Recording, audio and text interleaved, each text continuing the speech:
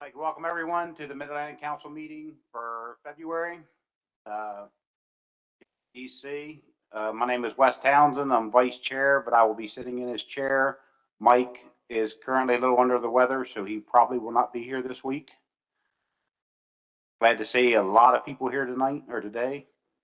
A lot of new faces. It's always good to see. With that, let's get the meeting started. It's my pleasure to introduce the Assistant Administrator for NOAA Fisheries, Janet Colt. Prior to her appointment as AA in June of 2021, she served more than 10 years as Director of the Rhode Island Department of Environmental Management. We asked her to join us today to provide an informal overview of the agency's current priorities and any other updates relevant to the council. I believe you're going to be here for a while, even to take questions later. Good afternoon, everyone. I am going to speak for a bit and then entertain questions and comments together with the Deputy AA, Sam Rauch, and Mike Petney, who you well know. And I would also like to introduce Sam Rouse as well. Glad to have you here. And with that, Janet, the floor is yours. Thank you very much.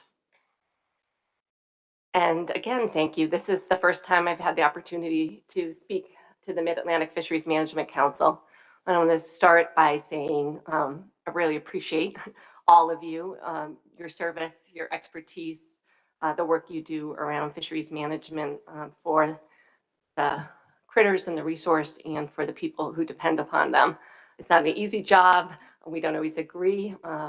There's a lot of criticism that's always levied on these natural resource management issues, but I really know how hard the council members work and just wanted to start with the appreciation and thank you. And I had hoped to get to all the council meetings in my first year, and between COVID and virtual meetings, it's taken a little longer. So now I'm a little over a year and a half in this position, and I'm finally getting to you. But then again, you came to me.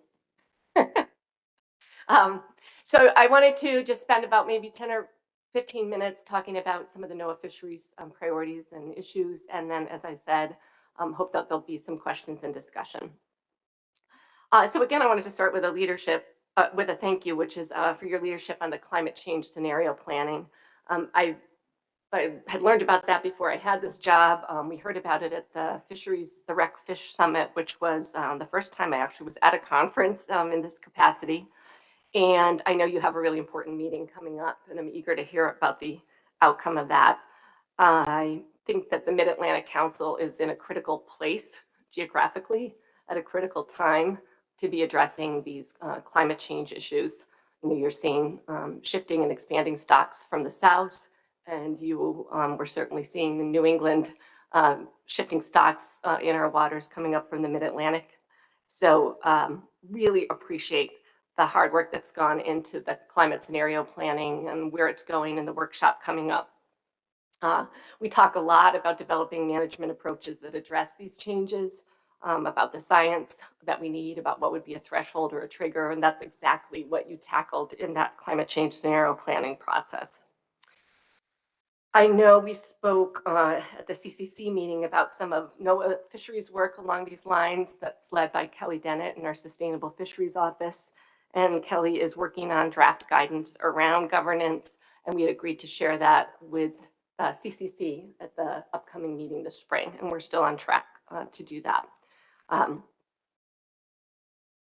The climate change is a priority for the Biden administration and for all of us working on fisheries because we see the impact in the water. And when we had some of our outreach and focus group sessions around supporting the seafood sector, we also heard a lot about infrastructure concerns. And I just want to acknowledge that with the inexorable sea level rise that we're experiencing, as well as the storms, that the impact on access to our waterways, as well as the infrastructure that supports the seafood sector, is an important area of focus for NOAA.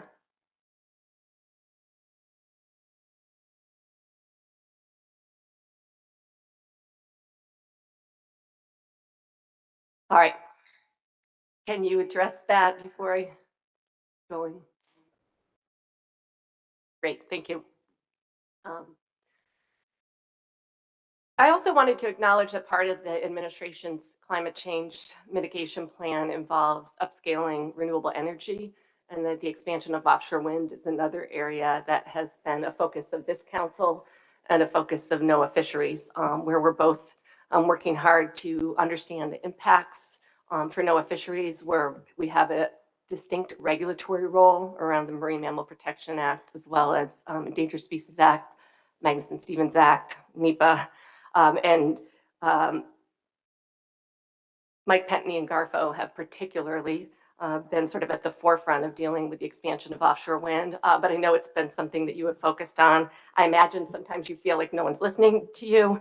I assure you that's not true on our end, but it is a difficult set of issues that we're wrestling with. And I think we've made headway in terms of understanding ways to avoid and mitigate impacts, but issues like compensation for fisheries or fishermen or fishing related businesses and communities that are affected, I think there's still work to do. BOEM is coming out with some guidance on compensation, and that's something that we're interested in doing more on. In terms of survey impacts, we've also worked with BOEM on a mitigation plan for survey impacts, but it requires funding and calibration. And there's just an awful lot to wrestle with on offshore wind, and we're experiencing that and addressing it now. And I want to acknowledge that that is, as you look at the projects in the Mid-Atlantic, an issue that's in front of both of us. I wanted to also thank the council because I know you host the regional offshore wind website, and we just put up a web page at NOAA for offshore wind. But definitely the communication that you have with the public and that we have on this issue needs to continue in a transparent way.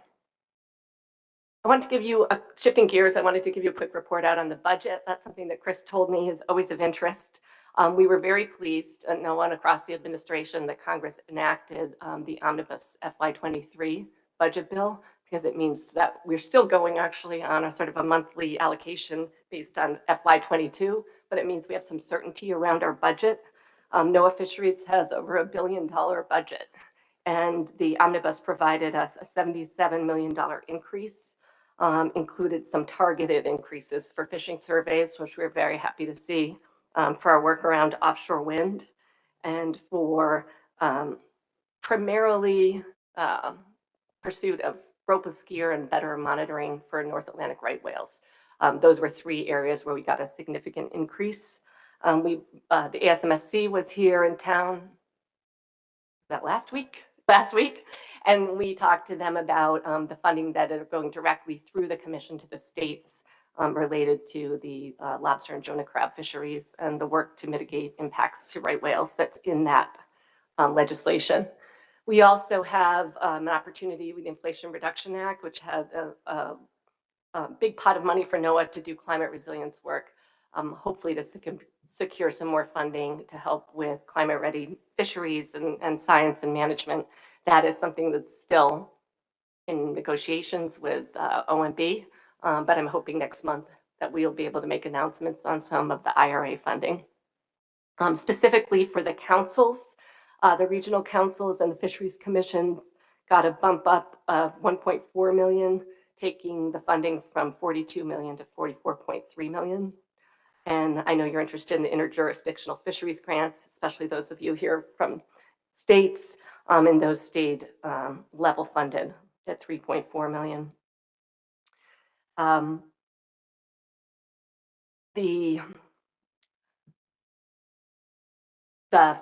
The funding bills provide us a great opportunity, but working through the process and getting the funds allocated and out to be implemented is still underway. So that is a process that's consuming a lot of our time, and we want to work together on it. One of the issues that Mike told me would come up is port sampling, and I don't have a grand solution here to present today, but I wanted to acknowledge that that is an important issue and that several of you have spoken to us and written an effective letter on that. And Mike and John are looking at some options for partnerships, and we're going to develop a couple options. I don't have details to share today, but I just want to acknowledge the importance of that issue, and that I know we need to work on it. I mentioned right whales earlier, and I'm not sure how much time to spend right now, but I wanted to acknowledge a couple things. One, entanglement and vessel strikes are the two most significant causes of mortality, and we have work going on in both areas. There's a proposed vessel speed rule that we've heard a lot of concern and comment on. In fact, we've had over 90,000 comments on that proposed rule. So that is something Sam and his team are digging through and evaluating now. We know we need to do more to reduce vessel strikes. We've all seen the humpback whales that are washing up on shore. I know a number of the necropsies that have been completed demonstrate the blunt trauma related to vessel strike as a potential cause of death. So that is something we're going to work on and incorporate some changes and hope to get a final rule published later this year. On the further work on entanglement, that same omnibus bill that I mentioned had a specific provision that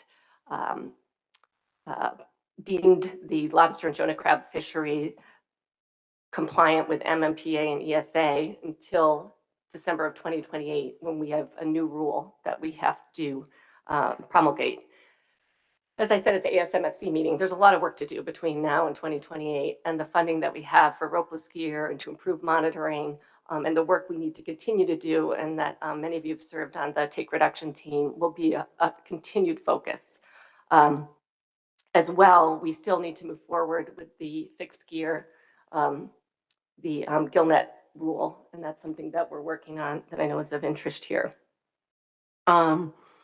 The funding in the new omnibus bill for significant new funding is something we want to work with industry and work with the states and the commissions on, making sure that we are developing options that actually work in the real world and that are acceptable to the folks that need to use them to sustain the fishery. There's lots of interest in this area, and I'm sure in particular with the vessel speed rule, there'll be a lot of continued conversation as we move forward with that final rule. On recreational fishing, I appreciate the many people commented. We have a draft updated recreational fishing policy that Russ Dunn is at the lead on. And again, we hope to come back to the CCC in May, or aim to do that with a draft that will be available. And I wanted to just acknowledge the challenges associated with recreational fisheries management and all the work that this council has led. We're working on the harvest control rule. We continue the development of amendments to consider the recreational sector separation and the recreational catch, accounting for summer flounder, scup, black sea bass, and bluefish. And we're continuing and committed to working with you on the work that you're doing on recreational fishing and the development and refinement of the harvest control rule. We continue to work, Sam has led an equity and environmental justice plan, and are working with our regions to see how we can implement that plan to increase access to decision-making bodies, to the resource, and interested in ideas on that. We recently, as we do every year around this time, wrote to all the governors and asked them for their council nominations, and in those letters emphasized the importance of having different perspectives around the table and asked them to consider putting forward a diverse body of candidates. And then I mentioned the seafood strategy. That's something we've been talking about for quite some time, and I'm hoping at the Seafood Expo that's in March in Boston to release a draft of that strategy for input. But a lot of it, what we're going to put forward really is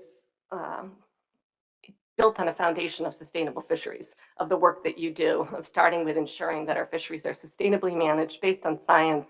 And then we put forth some other areas that we think that NIMS can do more to be a voice for the importance of fisheries, for how sustainably they're harvested. And there's a couple of other areas that we're focusing on in that draft strategy, and very much look for input. Of course, it's all about whether we can implement it. And actually, in the growth of aquaculture, another issue that I think has been on the minds of the council and that we'll work with you on management is also part of that strategy. And then finally, I think I'll just close my planned remarks and again acknowledge that I'm here with Deputy Sam Rauch, who I hope most of you know, and with Mike Pentney, and happy to answer questions or to hand them off to Sam or Mike if they're more in their ballywick And thanks again for having me here. Thank you very much. Joe Semino? Thank you, Mr. Chair. Thank you. It's always a pleasure. And regarding the sampling, ASMC's executive committee talked about it last week. And I've provided these same comments at the NRCC and at these council meetings that it's so important when you have this low-hanging fruit. There's so many uncertainties in modeling of populations. When you have something as simple as if you can simply put forward the effort and the money to characterize the catch, then it's there for you. To have that known. The states sound like some of us are at the ready to help. But what we need to do, I think, is have a sit down to fully understand the protocols and do that as a group. I know some of the states, I apologize, I think, John, some of the states have reached out to you as individual states, but I think it would be great if we could have a sit down and discuss how we can transition to the states trying to tackle more of this. And hopefully in the future, we find the funding to get your sampling back where it needs to be. Thank you. Thanks, Joe. Appreciate your voice on that. And I know from John and Mike that there was important discussion at the ASMFC and would definitely welcome that sit down. I don't know if either John or Mike want to add anything further, but I know that I hear you. Dewey, I'm all right. Yeah, so I mean, again, I think it is a tough issue, and it's a regional office program, but the regional office in the Science Center will, our Massachusetts DMF reached out and said we want to help, so we're in conversations with them, and then ASMFC had that broader conversation all states. So it's great to hear that the states are willing to sort of have a collective conversation about how to solve the problem in the short term. So thank you. Sorry about that, John. I didn't see you. Dewey? Yeah, thank you, and thanks for being here today. I've been involved in fisheries since 1994 at the table. I'm a commercial fisherman. I'm serving out my 11th year at the Mid-Atlantic Council. I'm liaison to the South Atlantic Council and to HMS. So I'm well-versed in the process. And my question would be on Magnus and Stevens. And given that we have an expert to your right of you there, maybe both of y'all could weigh in on this.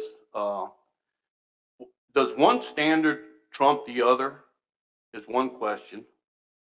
And my second question would be, what is the definition of immediately? Because if you have a stock that's overfished and overfishing is occurring and a council or National Marine Fisheries Service sends a letter to a council, what is the deadline in 2 years that they have to do or achieve to end overfishing or that discussion? Because, and I got a third one, real quick one after that for a follow-up question. Thank you.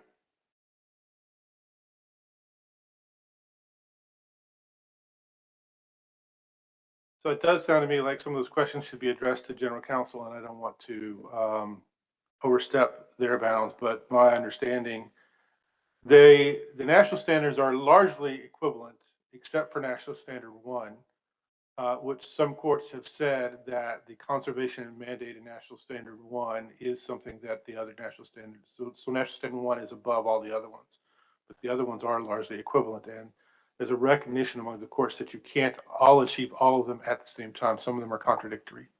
So there is a rule of reason about that, but National Standard 1 is usually viewed as primary of the national standards. But I would refer more specifically, it sounded like a legal question, and I think both of them are legal questions, and the attorney should deal with the other one. Want to follow up, or you want me to go to the next one? Yeah, I'll follow up. My question has to do with the South Atlantic Council, and so their attorney's not here. And so I was just getting a broad overview of asking that, because stuff is coming, amendments could be coming across NOAA's landscape, so to speak, here when it comes from the councils. and I'm just trying to get the lay of the landscape as to determinations of different things, because there's some real issues that's going to be coming out of the South Atlantic that's coming across different amendments that a lot of folks, given my liaison and intake, that is not going to achieve rebuilding. Simply is not going to achieve it. And so I'm just curious of the different things that has to be done there. And so that would be, I apologize. We don't always get a chance to ask these questions at this level. So that's why I'm asking. And so I'll refer that to maybe the general counsel down in the South Atlantic or Southeast.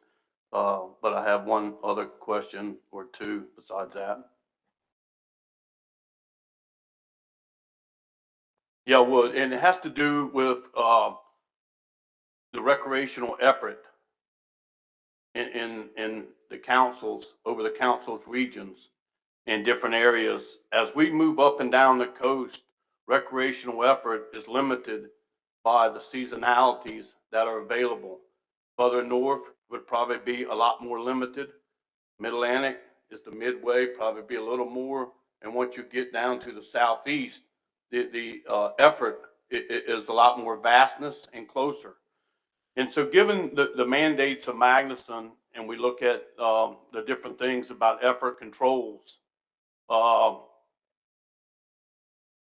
when are we going to get equality and the inequity that's going on about the two different sectors and how we account for their catch? I know you have MRIP, but in MRIP you have rare event species that MRIP is not made for to catch that. And they have PSEs, precision, the standard error around the estimates, that are extremely high. A lot of them over 50%, 75%, which says you shouldn't be used for management. Take precaution with them numbers. And now we find out that this year, according to NOAA's webpage with MRIP, they're not going to show estimates over 50%. They'll be used, but they will not be published. And I find that just to be hard to believe. And I still, to date, has not got an idea, even though I always hear we're working on MRIP and different things. These rare event species, particularly in the South Atlantic, that are occurring, and the stock assessments are not rebuilding because we don't have that information to that level that we need. And we're watching my ability to be liaison there. I'm watching in the South Atlantic it whittle away the commercial industry, and I'm watching the council have other majority of the council's choices are not favorable for the existence of the continuation of the commercial industry. So I'm asking about the effort part of it, and particularly stuff there's a storm brewing in the South Atlantic. You have great leadership at your CRO level and stuff like that, that's going to be taking this into a place, but there's going to have to be some hard decisions made, and the meeting minutes and the record is there, the administrative record. And so I'm just hoping that National Marine Fisheries Service has the intestinal fortitude to really look at this effort, and because it's an issue and it's not going away. I don't know if there was a question in there or not, but maybe there was as to why MRIP's not going to be published over 50%. And I know they said the reason why was because maybe the Census Bureau does it, all these other things, and I'm scratching my head like, really? So the transparency part really worries me, and I think the public will be bringing that up also in the future as we go forward. Thank you. And sorry for being long-winded, but it's a lot to it. Yeah, thank you for the question, I think. I mean, you are right. Recreational fishing is important everywhere, even as you go further north, even up into Alaska, but it does vary, and there's a lot more effort when you go south because you can have a almost year-round season. And so we do see that, and it is more difficult to measure effort with the recreational fishery than with the commercial fishery because you're dealing with multiple points of entry, individual people who are, they're not businesses. So it is difficult to use some of those things. And we try the best we can to account for that effort data, but there are discrepancies because they're not commercial businesses and they can't be regulated like them. But we still have a responsibility to try to analyze their catch, and we do that.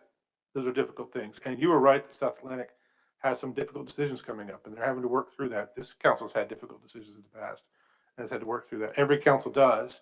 We're working through that. I am aware of some of what you're talking about because I was down there in the Charleston meeting about some of the difficult things that we've got coming up. And we are looking at that. It is, this is a partnership. They have to do their part of the job, and then we have to do our part of the job. They're doing their part of the job right now, and it's hard for them. But we're working with them, and hopefully we will come to a good, defensible solution.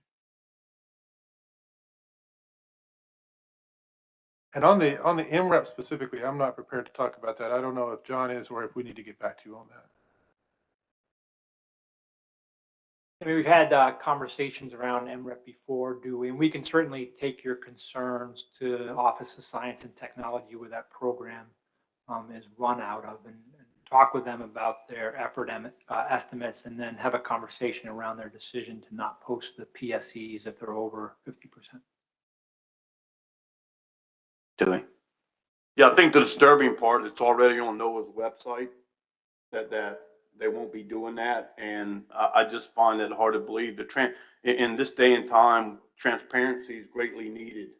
And if you can't publish the full picture, then how do we get transparency and believe in a system that is, and MRIP is not made for all species.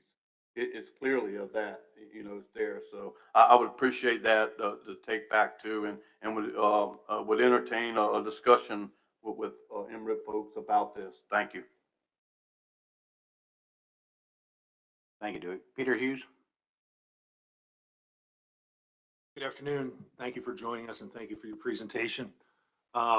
Yesterday, BOEM announced the new National Academies Committee on Offshore Wind, Energy, and Fisheries.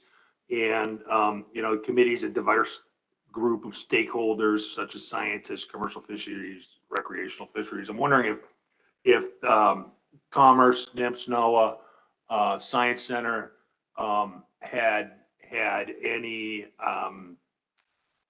voice in the process of who was going to sit on this new National Academies Committee to represent commercial fisheries and recreational fisheries, or was this kind of done in a vacuum on BOEM's side, where the Commerce Department, NOAA, NIMS, did not have an opportunity to weigh in on some of the candidates that were put forward? Because I look at the list of candidates on there, and it's just not. It's a little concerning to me. That's all. Thank you. Thank you. Oh, go ahead, John, if you'd like to start. Yeah, I didn't mean to interrupt, but my understanding is that the National Academy makes those decisions separate from BOEM. BOEM asks them to set up the group, and then the National Academy takes it from there. So my understanding is it's all on the National Academy in terms of who was selected. John, isn't it also, thank you for that, isn't it also true, because I believe I asked this question, that we don't get to officially serve on that either, the way they seek their objective independence? Well, they didn't select any federal employees to serve on that committee. Whether they can or not is an open question, but they did not select any. So in this particular case, it's a moot issue.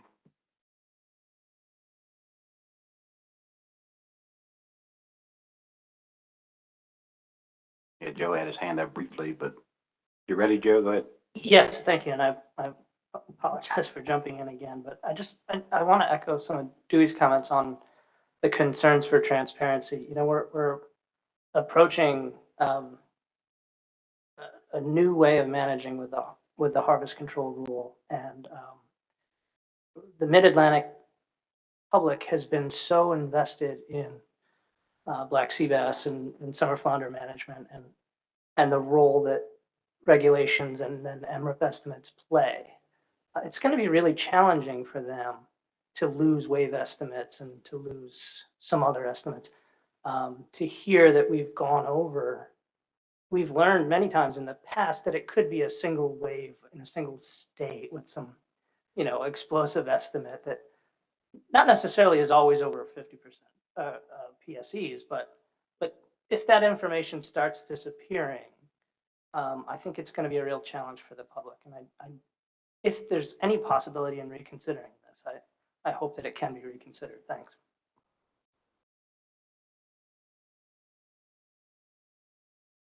Thank you, Joe. Michelle Duval. Thank you, Mr. Chair, and thank you, Janet, for the presentation and the comments. I guess just maybe one final quick question on MRIP, but I was curious, and I apologize, I haven't had much of a chance to look through the MRIP implementation plan priorities, but has the program responded to the National Academy study that was published, I think, the year before last on, in-season management and data considerations for recreational fisheries? I thought that there was an agency response that was supposed to be forthcoming on that, and I don't know, maybe Sam has information about that. Thanks, Michelle. I thought that we did respond to that study, which largely concluded, as I recall, that MRIP was useful for what it was, but was not a tool for in-season management, and then really exhorted us to do more to find other ways of getting that catch and effort data. I think we did respond. I feel like I recall a report going up to the Hill, but we will double check and get that back. I know that Cisco Werner, our chief scientist, is planning to come tomorrow and be here. I also think maybe, John, you could help lead some either side conversations around the record to follow up on some of these MRIP questions. Thanks, Michelle. We will get back to you.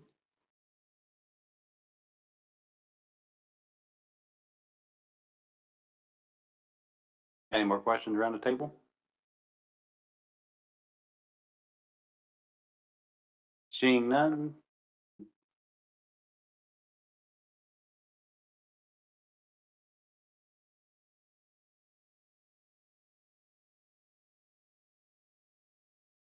Do we have any questions from the audience?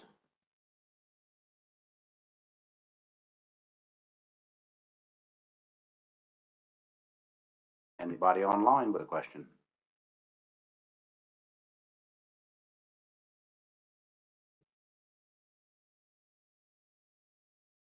Well, you must have answered everybody's questions successfully. I doubt that, but Dewey and Joe, Peter, Michelle, thank you for your questions. And if other folks have them, it's good to see people. I recognize a lot of faces around the table, and hope to get to know those of you who haven't met yet. But thank you for giving me the opportunity to speak to you. Thank you so much for your time. Thank you for being here, and we will see you soon.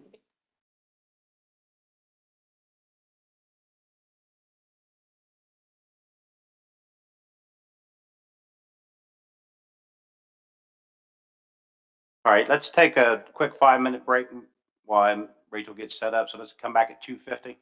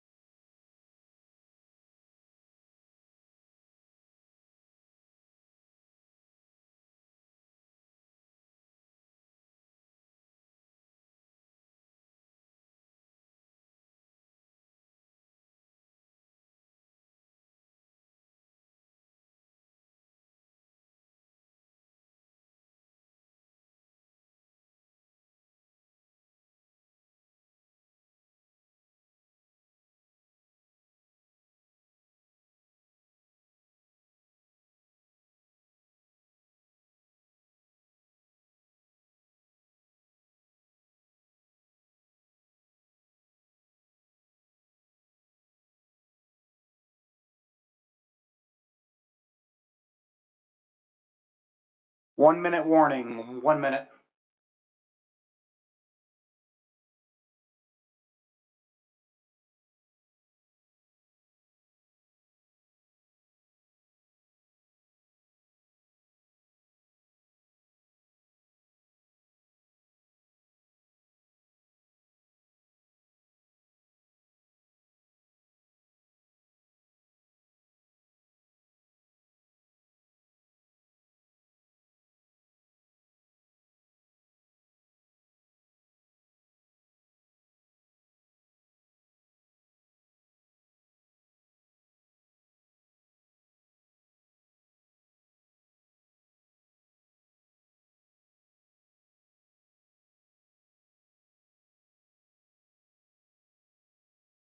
Welcome back, everyone. Let's get started with our next agenda item. Monkfish Framework Adjustment 13 and Research Set Aside. We'll have a presentation from Dr. Rachel Feeney from the New England Fisheries Management Council. All right, thank you all for having me here today, and I'm very happy to have made it in person this time. I joined you via webinar at your December meeting. Start into the slides. So, oh, can you hear me better now? A little bit closer. Okay. For the monkfish presentation today, I have several slides to walk you through Framework Adjustment 13, which I also presented in December, but we have an update for you. And today we're expecting the Mid-Atlantic Council to take final action on this framework that's jointly managed with the New England Council. So I'll be updating you on the work that occurred after your December meeting.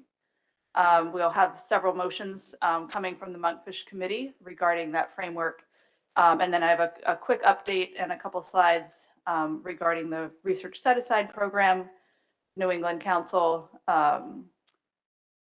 approved an update to research priorities for that program, and we need to have approval of the Mid-Atlantic Council as well as we jointly manage monkfish. So, but I'll pause before I get to that part of the slides. So just as a reminder, the framework involves 3 actions. The primary one is to set the specifications for the next 3 fishing years. The overfishing limit and acceptable biological catch. We do that in the northern and the southern monkfish management areas, according to the flow chart that is there on the screen.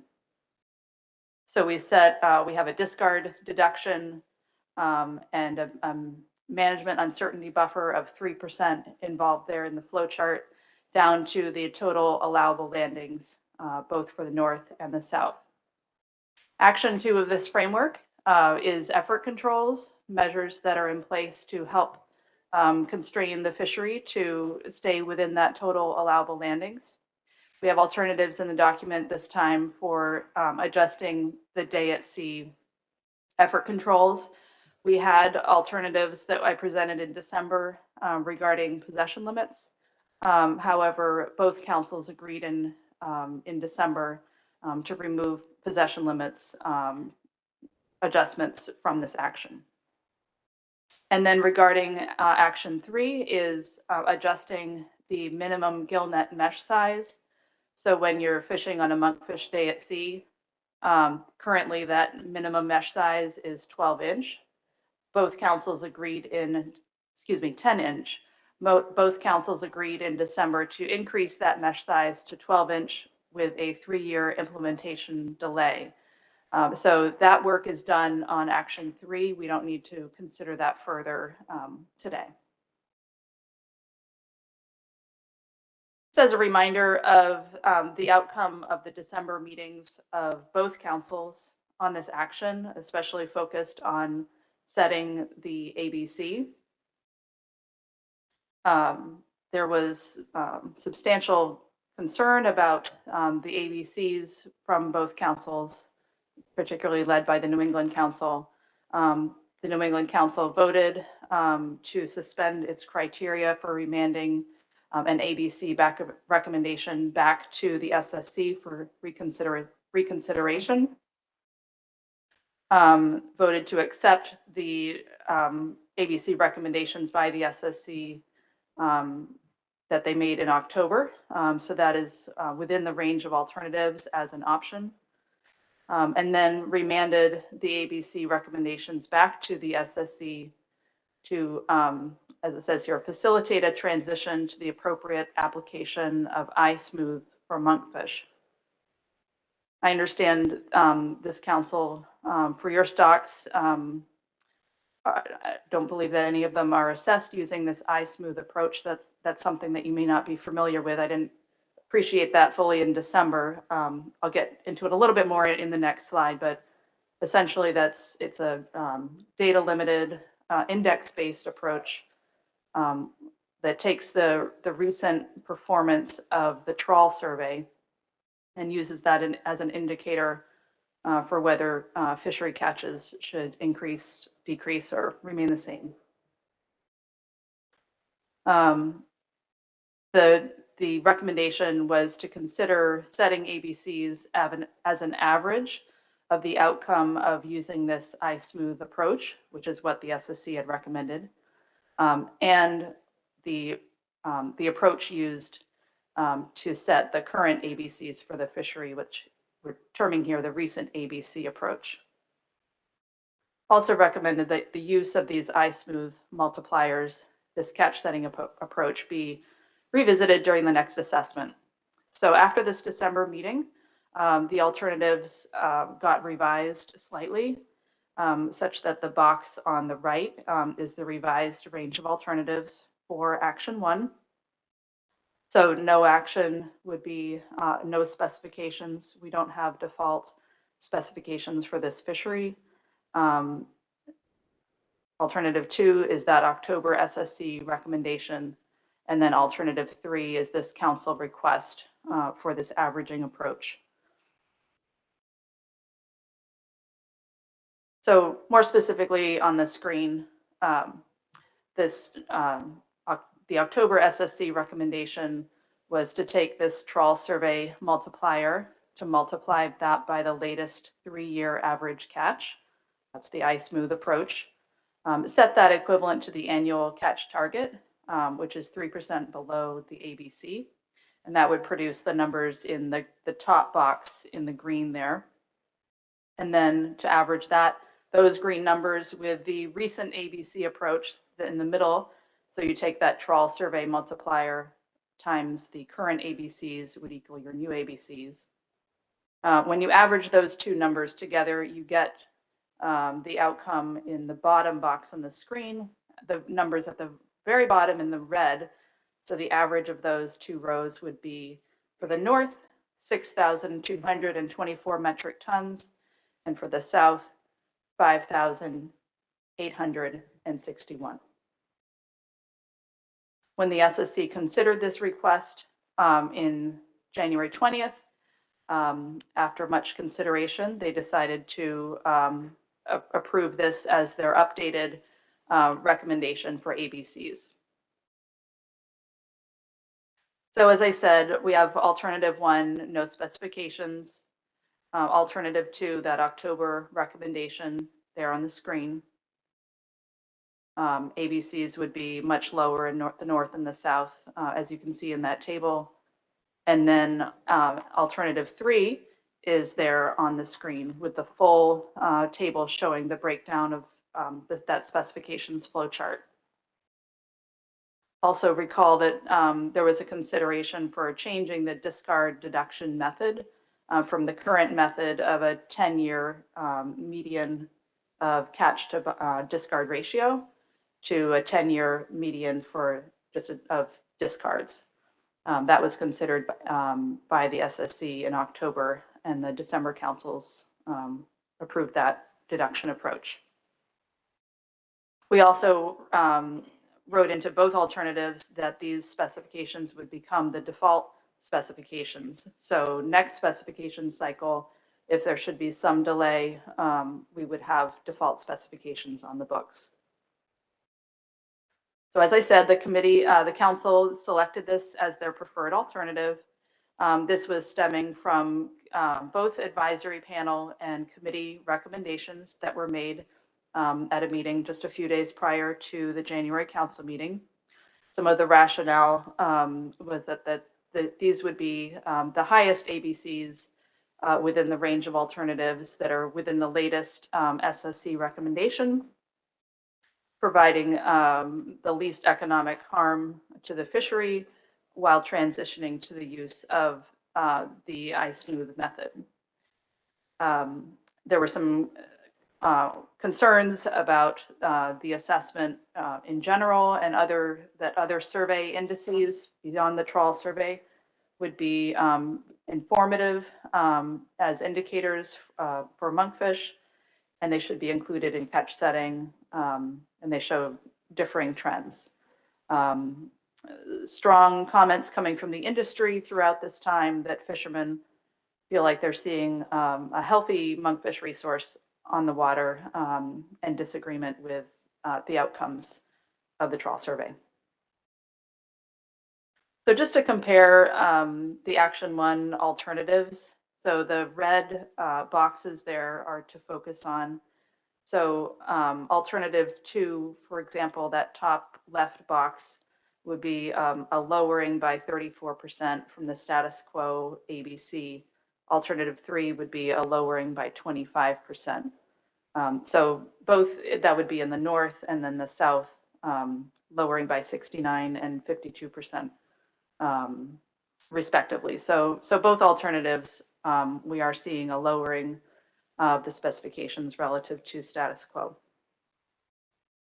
Put in context with the recent fishery, the table at the top shows the actual catch and landings from fishing year 2021 in the north and the south, and then both the October recommendation and the January recommendation of the SSC. So, for example, how to read this table in October, that gray box in the middle, the new ABC would be 21% less than the fishing year 21 catch. The January recommendation, the new ABC would be 11% less than the fishing year catch, and 2%, the landings would be 2% higher than the total allowable landings. Likewise, with the South, the new ABC, this is alternative 3 from January, would be 11% higher than fishing year 21 catch, and 76% higher the landings would be relative to the total allowable landings. The figures on the bottom show north and south, looking back 10 years, comparing specifications, the lines across the top, to the bar charts, what the discards and landings were for the fishery. You can see for the most part, there's been some space between the specifications and fishery performance. The arrows on the right are comparing where those October and January SSC recommendations would fall relative to those scales. And just a note of caution from the plan team perspective, because these specifications are narrowing that gap that we have between specifications and the fishery, there is increased risk of triggering accountability measures for exceeding the specifications. The accountability measure we have for this fishery is that if the ACL is exceeded, then in the second year following the overage, there would be a pound for pound reduction in the ACL. And discards, again, are just subtracted off the top. So that reduction would be kind of felt more by the directed fishery. So quickly on impacts analysis, we've updated this since December, just focusing on the target species, monkfish, as well as the economic and social impacts. Impacts are largely, need to be, there's a degree of uncertainty involved because the stock status is unknown for monkfish. But with setting alternative one with a zero ACL, essentially the directed fishery would be precluded. And there would be minimum mortality on monkfish, resulting in, from a monkfish perspective, positive impacts. The October recommendation, when we're fishing within what our SSC has recommended as the upper limit, again, the impacts are unknown, but that would be considered a moderate positive impact long-term on monkfish. And then with this updated recommendation, the fishery would be operating under reduced levels. So that would be another positive impact for monkfish. On the economic and social impacts, with an ACL of 0, the directed fishery would again be precluded. There might, it says no landings. We would still be allocated, the fishery would be allocated days at sea still. Any overages, again, would be considered, any catch would be considered an ACL overage and would need to be deducted in a future year. That's really, in general, considered a negative situation from a fishery perspective, not having an ACL. Alternative 2, we were projected to reduce the fishery revenue, lowering the revenue by 16% relative to 2021, with a profit loss of about $800,000. Lowering fishery participation, however, less long-term risk if you're fishing within those recommended ABCs. And then alternative 3, the fishery, as I presented a couple slides ago, would be less constrained and really not constrained relative to the fishing year 21 performance. But there still are some chances that the total allowable landings could be exceeded, particularly in the north. And there is some space between the fishery and the specifications, allowing a potential for additional revenue there, 116,000 in the north, 2.14 million in the south, if the TALs are fully utilized. I'll just move on quickly to the Action 2 effort controls. Again, we removed the alternatives per council tasking regarding possession limits. So just focusing on monkfish day at sea allocations, alternative 1, currently all limited access permits are allocated that have a monkfish permit, allocated 46 monkfish days at sea. We take out about 0.8 days at sea per permit for research set aside. 37 of those days may be used in the southern area. Alternative 2 would make the allocation of days at sea distinct between the north and the south. So the council has a task here of selecting, if you want to go with alternative 2, selecting an option for the south and for the north. Vessels can use up to the total in each area. We would still allow a carryover of 4 unused days, and the RSA deduction would still be subtracted. With the council tasked us to adjust these options based on the new recommendations. So we ended up adding a couple new options for higher days at sea than what you may have seen in December.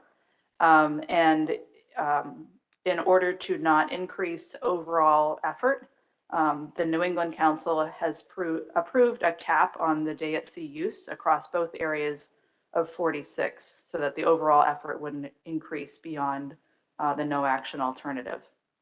So the New England Council ended up recommending for the northern area 35 days at sea, and then for the south developed a new option that would set the south at 37 days at sea. Just a bit of these recommendations came out of that advisory panel and committee meeting again, with a rationale that there would be a reduction in effort in the north to help constrain landings to be within the new specifications. And in the south, the fishery is expected to be within the TAL, and 37 days for the south is like the status quo. So felt like we could move forward with that option. Again, this use cap would help cap overall effort. The committee also asked the council to ask the center to investigate the assumptions and the development of that iSmooth assessment approach and investigate any potential improvements that could be considered in the next research track assessment, which is scheduled for 2027, to help improve the assessment accuracy and consistency with the fishermen observations. Regarding impacts of these effort control options, so monkfish days at sea are used more predominantly in the south than in the north. In the north, you can see that only 14% of the landings are on monkfish days at sea. Many of them are incidental to the groundfish fishery.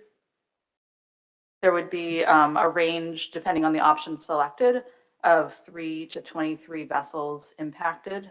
That the higher option that was recommended would just impact 3 vessels. Relative to the October recommendations, option C, 20 days and 10 days would keep landings within that northern TAL. Relative to the January SSC recommendations, all 4 of those would keep the landings within the TAL. And then in the south, 17 to 61 vessels would be impacted by the days at sea reductions. Again, on the lower end of more like the 17 vessels based on the council's recommended alternative. And then only option, the 10-day at sea option would keep the fishery within the October SSC recommendations, but then that increase in January, the fishery would remain within that new TAL under all of the day at sea options. Again, one caution is that RSA landings data were not included in this impact analysis. And we do have an indication here that we may have an RSA request for proposal, and there may be RSA landings this coming year that should be considered. This also assumes status quo discards. It didn't account for any changes in discarding that may occur in the fishery.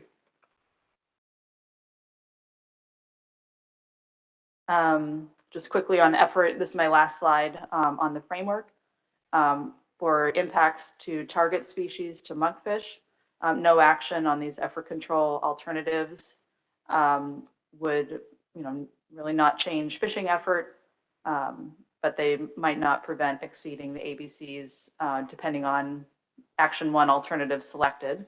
Alternative 2, where you're lowering ABCs, you would be likely to reduce either the number or the length of the trips, particularly in the south, minimal effect in the north. So that would have kind of a range of negative to positive impacts on monkfish there. In terms of economic, no action. The fishery continues as is. The TALs, may be exceeded in the north, particularly depending on, again, the options selected. So there could be negligible to slight negative impacts there. Lowering the days at sea, again, it depends on the options, and there are tables in the document, but up to 413,000 in the north and 36 to 712 in the south, impacting more of the directed fishery in the south than in the north. So slight negative impacts to negative impacts there. So I'll stop there, and I think Mr. Hughes has some committee motions, unless there's questions. Peter? Thank you, Mr. Chairman. I am feverishly looking for those committee motions right now. Do we have them in a presentation somewhere? Yes, they're in the briefing book, and then they're going to appear both on the webinar and the screen momentarily. Stephen, you're going to pull that Word document up. There we go. Okay.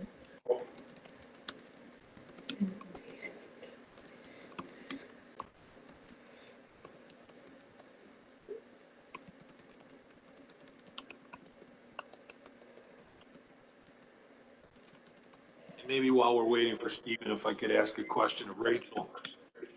Sorry. With the exception of Noah, I believe abstaining on all of these motions, were they unanimous motions to the council in New England? I just don't see those votes. Yes, both at the committee and at the council, they were unanimous, except for the typical extensions the regional The regional administrator administrator. does. Great, so thanks. I see Stephen, you good? I see the first motion is up on the screen, and I'm happy to read it into the record. And this is in regards to Framework Adjustment 13, that for Action 1 specifications, the council recommends alternative 3, January 2023 Science and Statistical Committee recommendation as the preferred alternative for both areas. And that was a committee motion that was just reminded it did pass unanimously with one abstention by the agency. Thank you. Any questions or comments on the motion? Seeing none, let's see if we can pass this by consent. Are there any objections? Any abstentions? Passes unanimously. Next committee motion.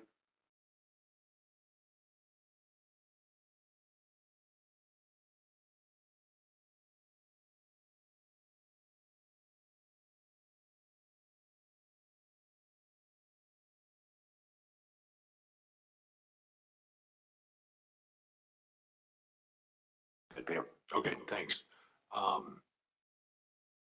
The second motion was that for Action 2, Alternative 2, the council accept the plan development team recommendation for a Days at Sea use cap of 46 across both areas. Questions, comments? Mike Penny? Yeah, so this is one of the motions I abstained on at the New England Council meeting, mainly because I don't quite understand in my own head how exactly we're going to manage a use cap, given it's a slightly different way to track days at sea than we currently do. So I've been assured by my staff that we'll figure it out. So I'll abstain on this, but I did abstain on this in New England, and that's the reason why. Peter? I would say that there was a robust discussion in regards to the 46 days across both areas. And it was a very robust discussion at the committee and the AP, and then a little bit of the council until people were able to wrap their heads around it. So Mike has assured us that his staff can handle the tracking of this. So that's good to hear. So thank you. All right, with that, let's see if we can also pass this one by consensus. Are there any objections, or maybe there are any objections? There is one abstention. More abstentions? That is it. It passes by consent with one abstention. Mike Penny. Next committee motion.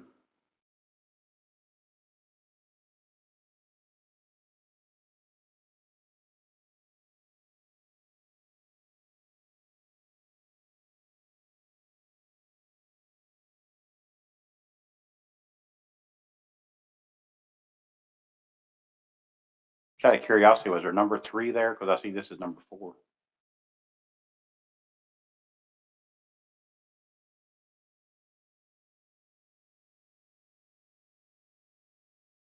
That's the third one on my list, but maybe there's a numbering issue on the Word file. Yeah, I think if, Stephen, can you just scroll up and then back down and just see if it refreshes? Go back down to 3, it's gonna be 3 now. Yeah, it's just, it auto added another number, but I think we're fine. Okay, Peter. There we go. Okay, thank you, Stephen. That for action 2, the council recommends adding an option to alternative 2 for 37 days at sea for the southern area and selecting it as the preferred alternative. Questions or comments on the motion? See if we can go 3 for 3 and pass this by consent. Any questions, comments? Any objections? Any abstentions? 1 abstention, National Marine Fisheries Service.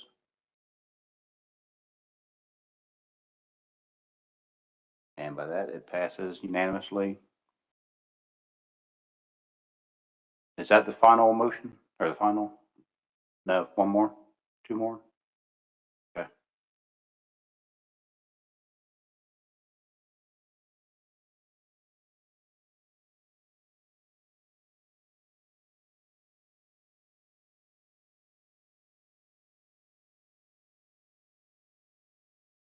Whenever you're ready, Peter. Sorry, that number 4 jumped around again. That for action 2, the council recommends alternative to option A, 35 days at sea in the northern area and selecting it as the preferred alternative. Any questions, comments on the motion? Are there any objections to the motion? Any abstentions to the motion? 1 abstention, National Marine Fisheries Service. Motion passes.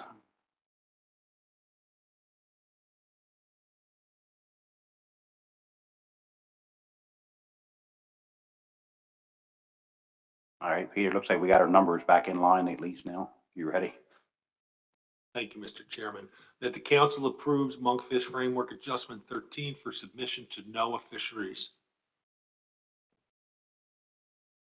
Are there any objections to the motion? Any abstentions? The motion passes by consent.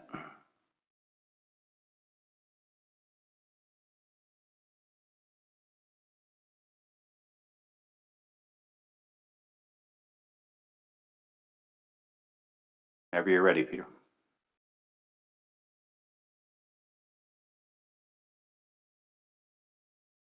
So thank you, Mr. Chairman. This was a motion that was added at the end of the presentation at the council, the most recent National Marine or New England Fisheries Management Council meeting. And that's the council asked that the NEFSC, that prior to the next monkfish management track assessment, the current iSmooth assumption be investigated and to be sure that the survey is tracking more than survey noise and that recent catches and survey trends are linked. Also,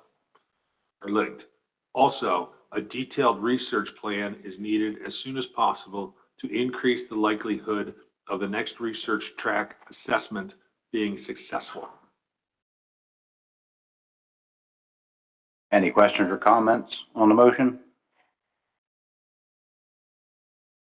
Any objections to the motion?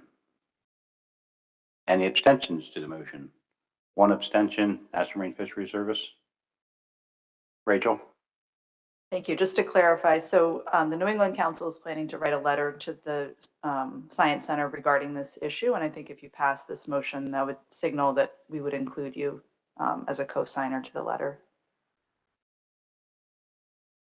Okay, thank you. Is that our last motion? Still 1 more?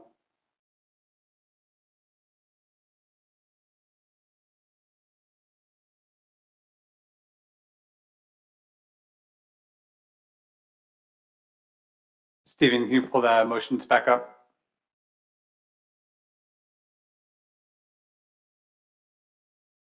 And I will say while we're waiting for Stephen to pull this up, there's so many motions because it was north and south and it was kind of hard to combine them without really confusing the discussion topic at hand. So that's why there's more individual motions out there than there may typically will be. The council did revise the list of monkfish RSA priorities for 2023 and 2024. And I'm happy to read those priorities into the record, unless we just want to do a slow scroll through them so people can read them. It's up to you, Mr. Chair. How far down does it go? It goes to G. G. Want to go ahead and read them Yeah. into the record? No problem. You could just scroll up a little more, Stephen. Nope. Other Can we go direction. up a bit to the top? A little more? To the beginning There of the we go. motion. Oh, there you go.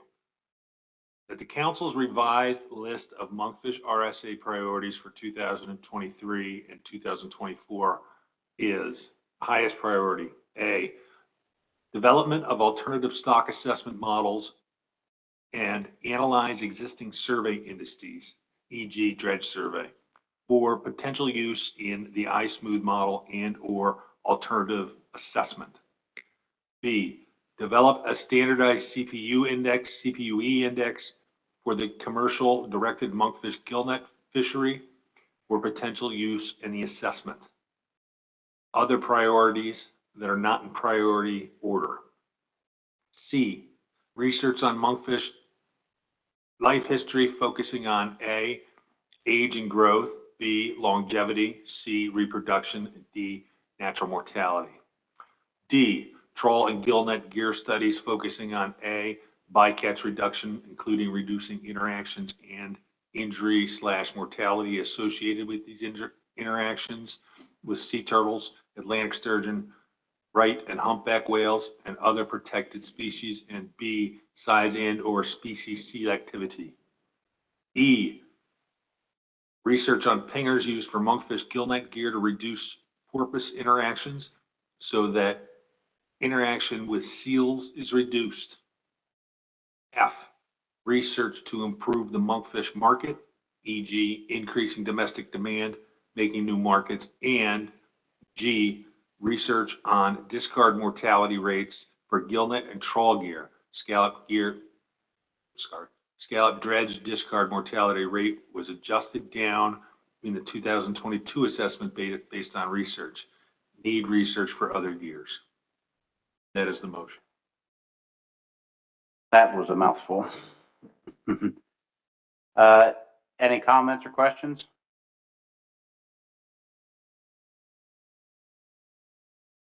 Go ahead, Michelle Duval.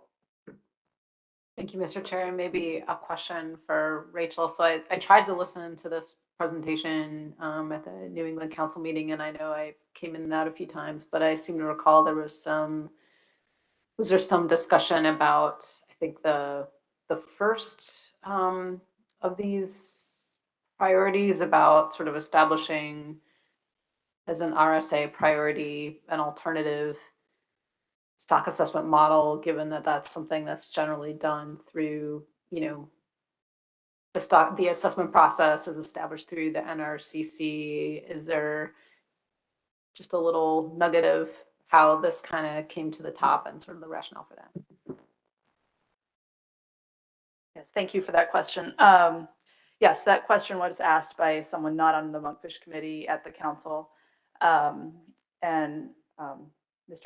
Hare clarified that at a research track assessment, they invite external researchers to help, with model development. So there might be an opportunity if a model was developed through a research set aside program that could contribute to the conversation at the research track assessment. Developing models isn't your typical RSA type of project, but the council was willing to keep it on the list in case an idea came forward that would be appropriate. Thank you, Michelle. Thank you, Rachel.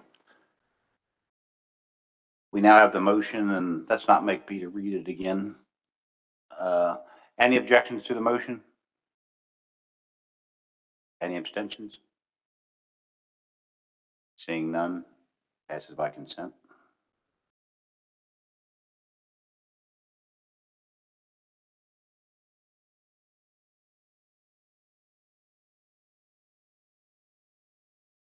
that our final motion? Okay, thank you for that. Now we're going to visit the Monkfish RSA. Rachel? Yeah, actually, that's what we just worked through. I did have a slide to introduce the topic, but Mr. Hughes jumped right to the motion. If we just present it just to put it on the record for you and to clarify why we just had the motion that we just did. Back in June is the more typical time frame when the New England Council approves research program priorities and did approve priorities for the 2023-2024 monkfish program. At that time, NOAA Fisheries indicated that a request for proposals for these next 2 years was not likely due to some recent difficulties with I guess we'll just call it industry incentives to participate and to generate the revenue to participate in that. But then come along the fall, NOAA was receiving kind of increasing interest from scientists and fishermen in the public wanting to participate in monkfish RSA, and particularly due to some of the more recent concerns about the monkfish assessment approaches.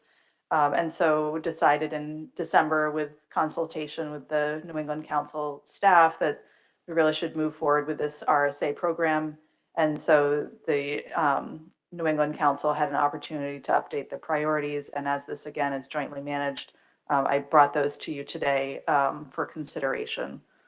So after this point, we'll be writing another letter to NOAA regarding those priorities. We'll include your council as part of that letter with the motion that you just approved, and we're expecting them to proceed this spring on a more expedited time frame to issue their request for proposals. They might not have projects available for starting on May 1 due to the timing here, but we'll try to get that program up and running as soon as we can. And that was all my introductory comments. All right, thank you.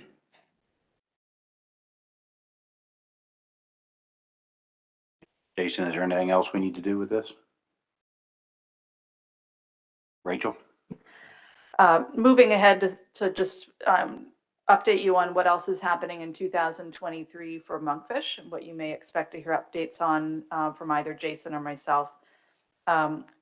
After we finish the staff level work to get the Framework 13 through the review and approval process, we'll be shifting focus to the monkfish RSA program again.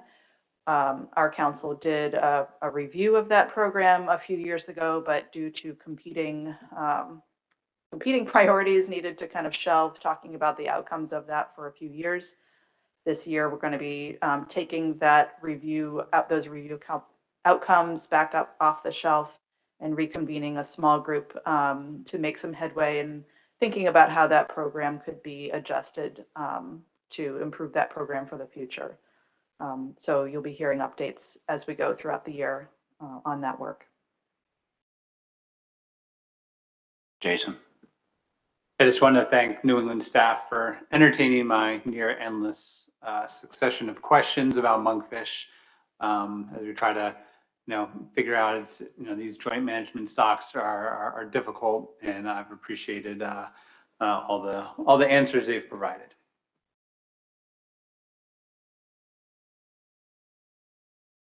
I think we're done with monkfish. Rachel, thank you very much. Thank you. We should have had you down here last week. It'd have been warmer than what you were used to up home, but we're glad to have you here. Thank you. Let's take a break till 3:40 so we can get the squid squad ready and everything updated on the computer. See you in 7 minutes.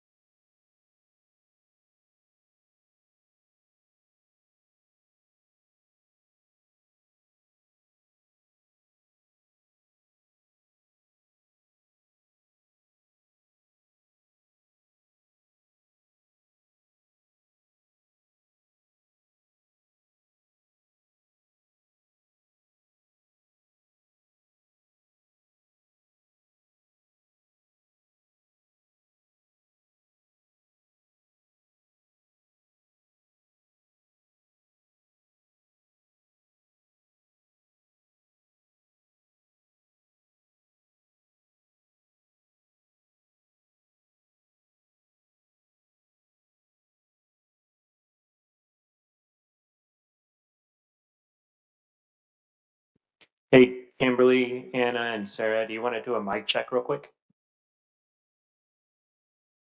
This is Anna Mercer. Can you hear me?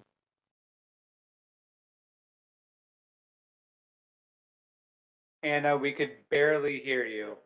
Oh boy. How about now? Try again. How about now? Can you hear me?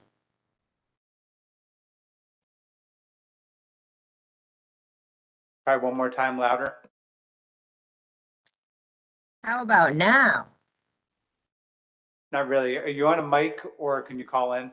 on a I phone? was on a mic, took off my mic off. I can call in on my phone. I'll add my phone. Think that. How about Kim? I'm here. Can you hear me? We are like just getting static right now. So you can't hear me. I mean, we can like kind of hear you, but not really. Hold on, let me try. You all were mostly going to present, mostly Kim and Sarah, is that correct? That's right. Can you all, So it sounds like the others on the webinar can hear us fine okay. based on the chat. Just to chime in, this is Sarah. That's mine real quick. Okay, so based on the chat, it's okay. But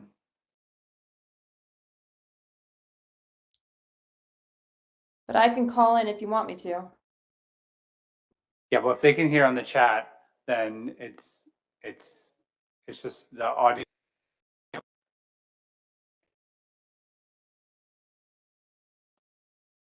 Thinking that You're coming in loud the and best clear on thing this might end. be to just call my phone and conference you in.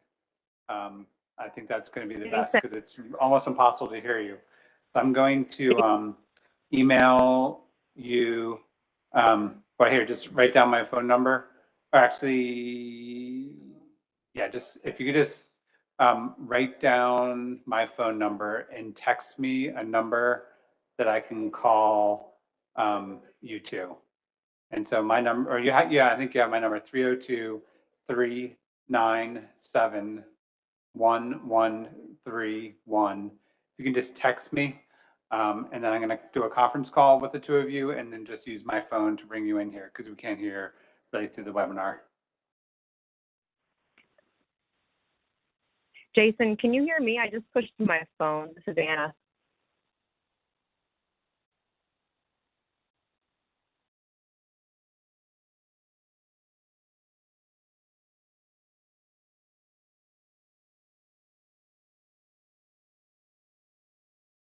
I can hear you, Anna.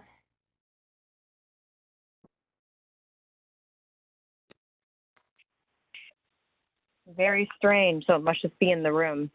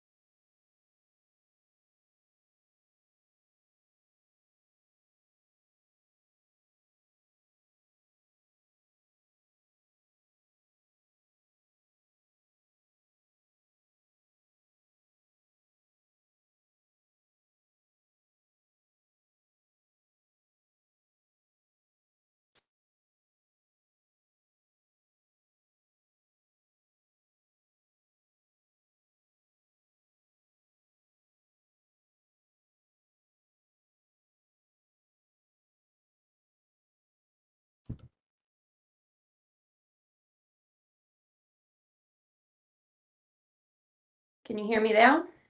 Yeah, hold on for a second. Okay, so I've got Ken and Sarah on right now, right? Yes. Yep, this is Sarah too. Okay, so I think, let me see if I can add Emma.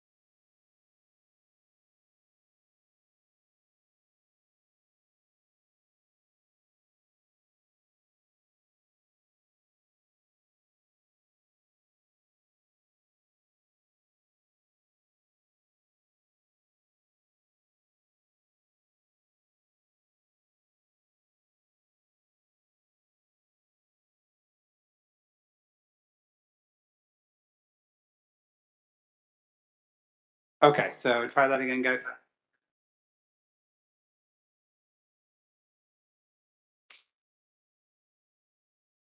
Okay, so who's starting? This is Sarah. Okie dokie, we're gonna give it a try here. Go ahead.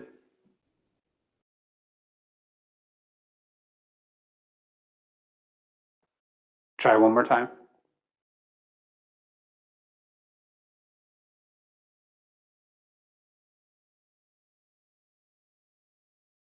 Okay, try one more time, folks.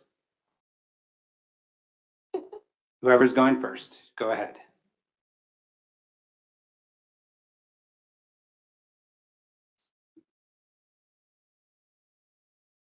Actually, Stephen is saying, go to the webinar and just go back to the webinar and he'll work on the audio on the webinar. So it's a little staticky, but we should be able to hear you. And I think that is going to be better. So we'll try that and we'll just roll and we'll go with that and he'll play with the audio on the webinar.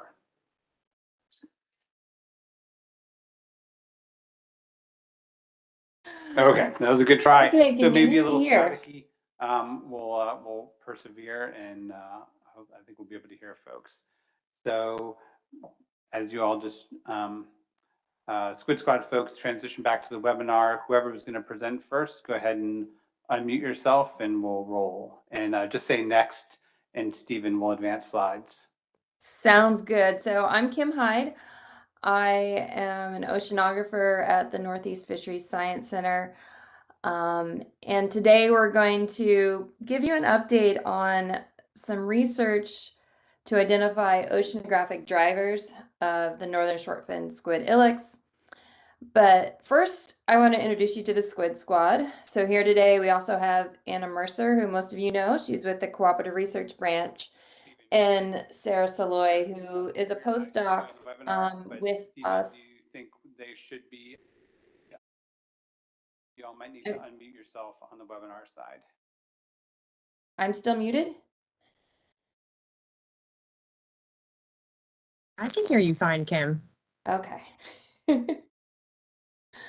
Well, I'm going to keep going then. If something comes up, throw it in the chat. Okay, so, and then Sarah, who's the postdoc, who's been doing quite a bit of the actual, a lot of the research. And so I'm going to talk today about the Squid Squad itself and the process and how this group works. And then Sarah's going to get into more of the nitty gritty details. So next slide. You guys, please don't handle. Mr. Chairman, I'm going to suggest maybe we move on to circle back. So a little bit of background on how this started. Myself, I'm an oceanographer. I mostly study phytoplankton and using remote sensing. And for years, I've been working on oceanographic fronts. And I wanted to do a project on using fronts in fisheries, knowing that they're often associated with hotspots. And at the time, it was right around the time for the ILIC's research track assessment. So this seemed like a perfect fit to look at oceanographic features such as fronts and other environmental drivers and the relationship with ILICs. And so we came up with this question of, are there oceanographic drivers that can help explain the variability in ILIC's catch? And we got funded for that, and that's sort of the beginning, at least for me on my side. And then next slide. Around the same time is when there was the ILIC's research summit. So at that summit that was organized by the industry and by the cooperative research branch at NEFSC, it had the overall goal to develop research projects, short-term research projects that could reduce the uncertainties of ILICs for the assessment. So some of the focus was on ecology, knowing that many aspects of the ILIC's habitat and population are uncertain. So how can we improve that? The oceanography, the Northwest Atlantic is warming up, the Gulf Stream is moving. There's a lot of these ocean dynamics that are changing. And how will that affect the squid population? And there was also quite a bit of a discussion on the limited available data. So we have limited survey data just because of the nuances of the species and the survey itself. And we don't sample in one of their primary habitats in the Slope Sea. So it was at this summit, they put together some short-term research projects. And that's also what helped fuel this development of the Squid Squad. So next slide, please. So in order to do this right, we knew we had a lot to learn about the ILICs, or at least I did. And we had to learn more about the regional oceanography and the fishery. And so we started asking for advice and extending invitations to our weekly meetings so we could learn more from the experts in these fields.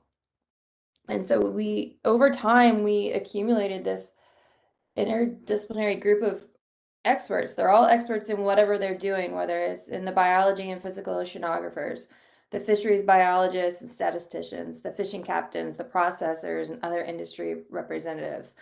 And so this group grew somewhat organically into what we now call ourselves affectionately as the Squid Squad. But we all have this common interest, which is to improve squid science. And by being open and inclusive, this is how we were able to pull people together, and we're still welcoming anybody who's interested in joining and learning more and participating. So that's sort of how this group grow. Not everybody participates every week, but whenever they can, everybody's welcome. And so we've been getting together for a couple of years now, and meeting weekly or bi-weekly virtual meetings, and we often discuss the current fishing, oceanography conditions, and we share other relevant information. And we learned so what I've learned in this process and what others have as well is about the fishing behaviors and other external factors affecting fishing. We often were given wonderful physical oceanography lessons by a couple of our colleagues at HUI and SMAST, and so we could try to better understand that connection between where the squid were being caught and what we were observing in the ocean. And it gave us the ability to explore additional data sets and new theories. And so we've been doing this for almost 2 years. And so a few weeks ago, we decided to just do a little bit of a self-assessment. So I asked one of the questions of what makes the Squid Squad successful? And if you look at these responses here, you see there's quite a bit there's some very common themes, with collaboration and sharing knowledge and sharing data and curiosity, open communication. I think this is what has really helped us. And so if you jump to the next slide, I went ahead and I put all of these words and other responses into a word cloud, which is on the next slide. Am I not there? Or maybe you're there and I'm not. I've lost you. And so I think what has worked for this group is that it is truly collaborative. We're working together, we're sharing ideas, and the other things that I think are critical to this is that everybody is respectful. It's an inclusive group and it's very educational. I think everybody walks away having learned something. And it's also a very creative, curious, and enthusiastic group, which always helps. So personally, for me, it's been a joy to work with this group, and I learn something every week. And my goal of this project is to keep making this meeting, as I believe Jeff often says, the best meeting on the calendar each week. So that is my goal for this group. So moving forward to the next slide, I just wanted to talk a little bit about the process. And it's just more the process of how we were working together.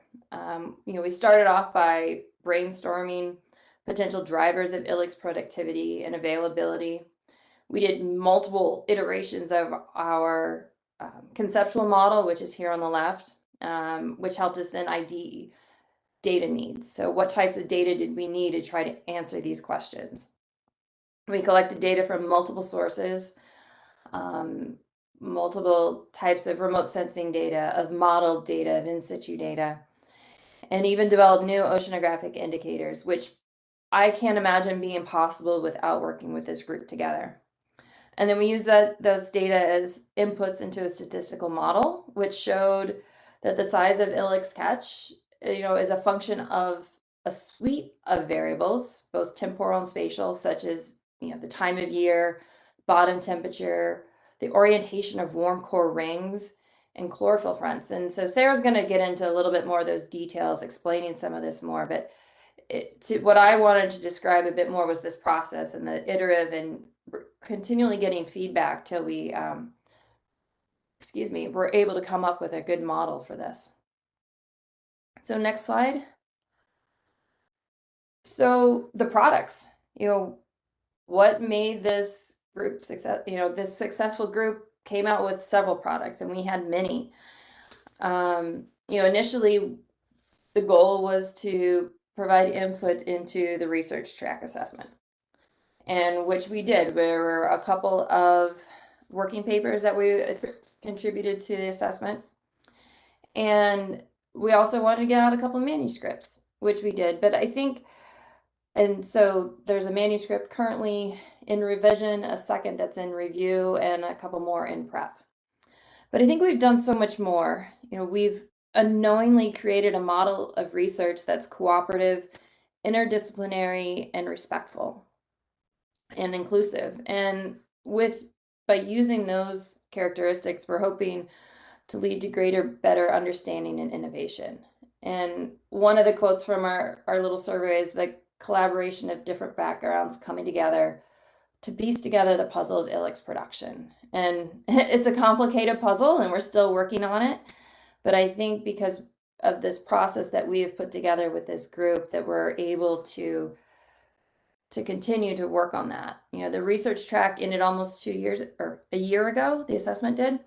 But we continue to meet regularly to discuss the current status of the ILIC's fishery, look at the oceanographic and fishing observations every week during the fishing season. We've created new tools to visualize the data and to help foster discussion and develop new areas of study. And so the next slide, I'll show you a couple of those visualization tools. So here is basically a little website that we maintained during the fishing season this past summer, where we looked at the recent catch.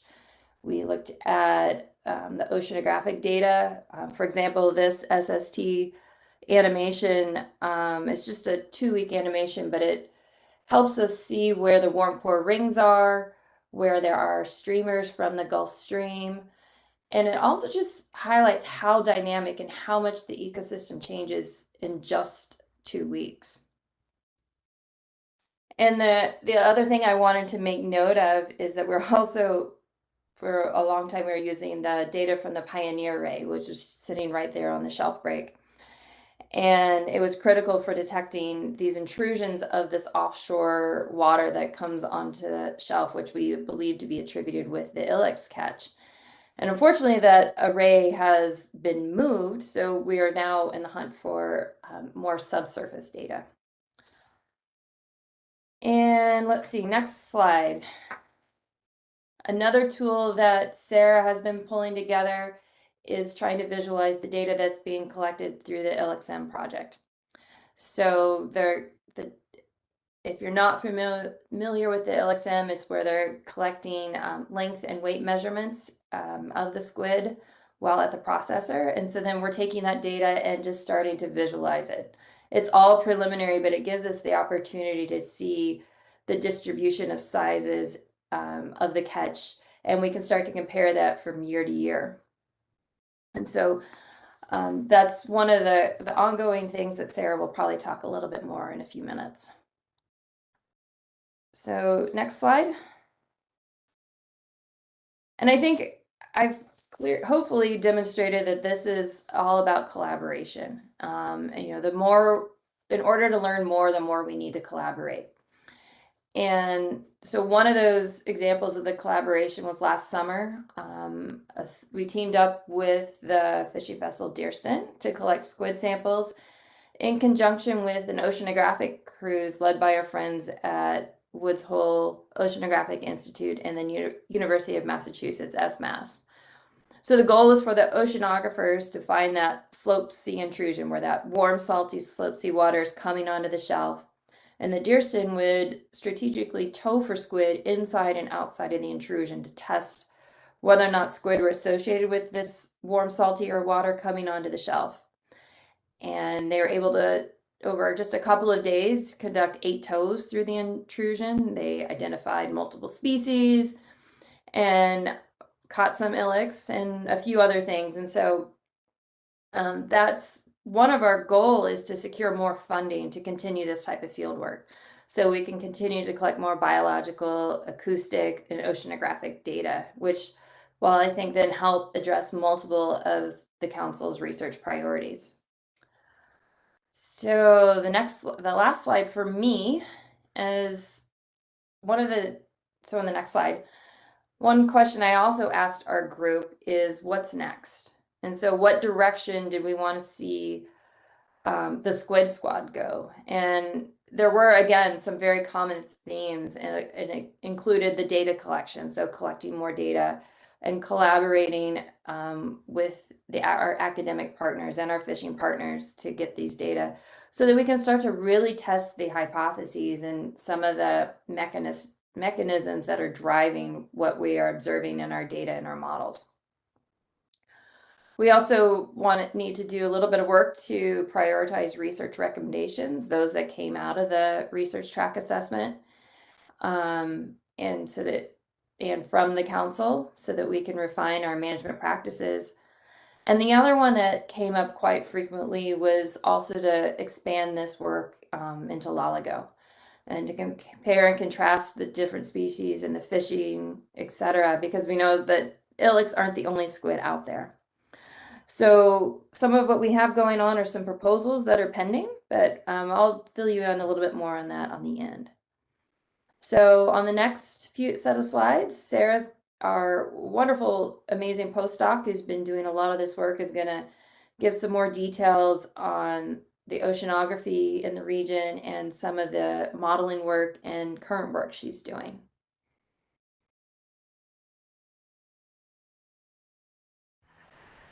Hi. Can everybody hear me well? Thank you, Kim. So yeah, I'm the postdoc. I'm a quantitative marine ecologist who was tasked with trying to link these environmental variables to ilex availability.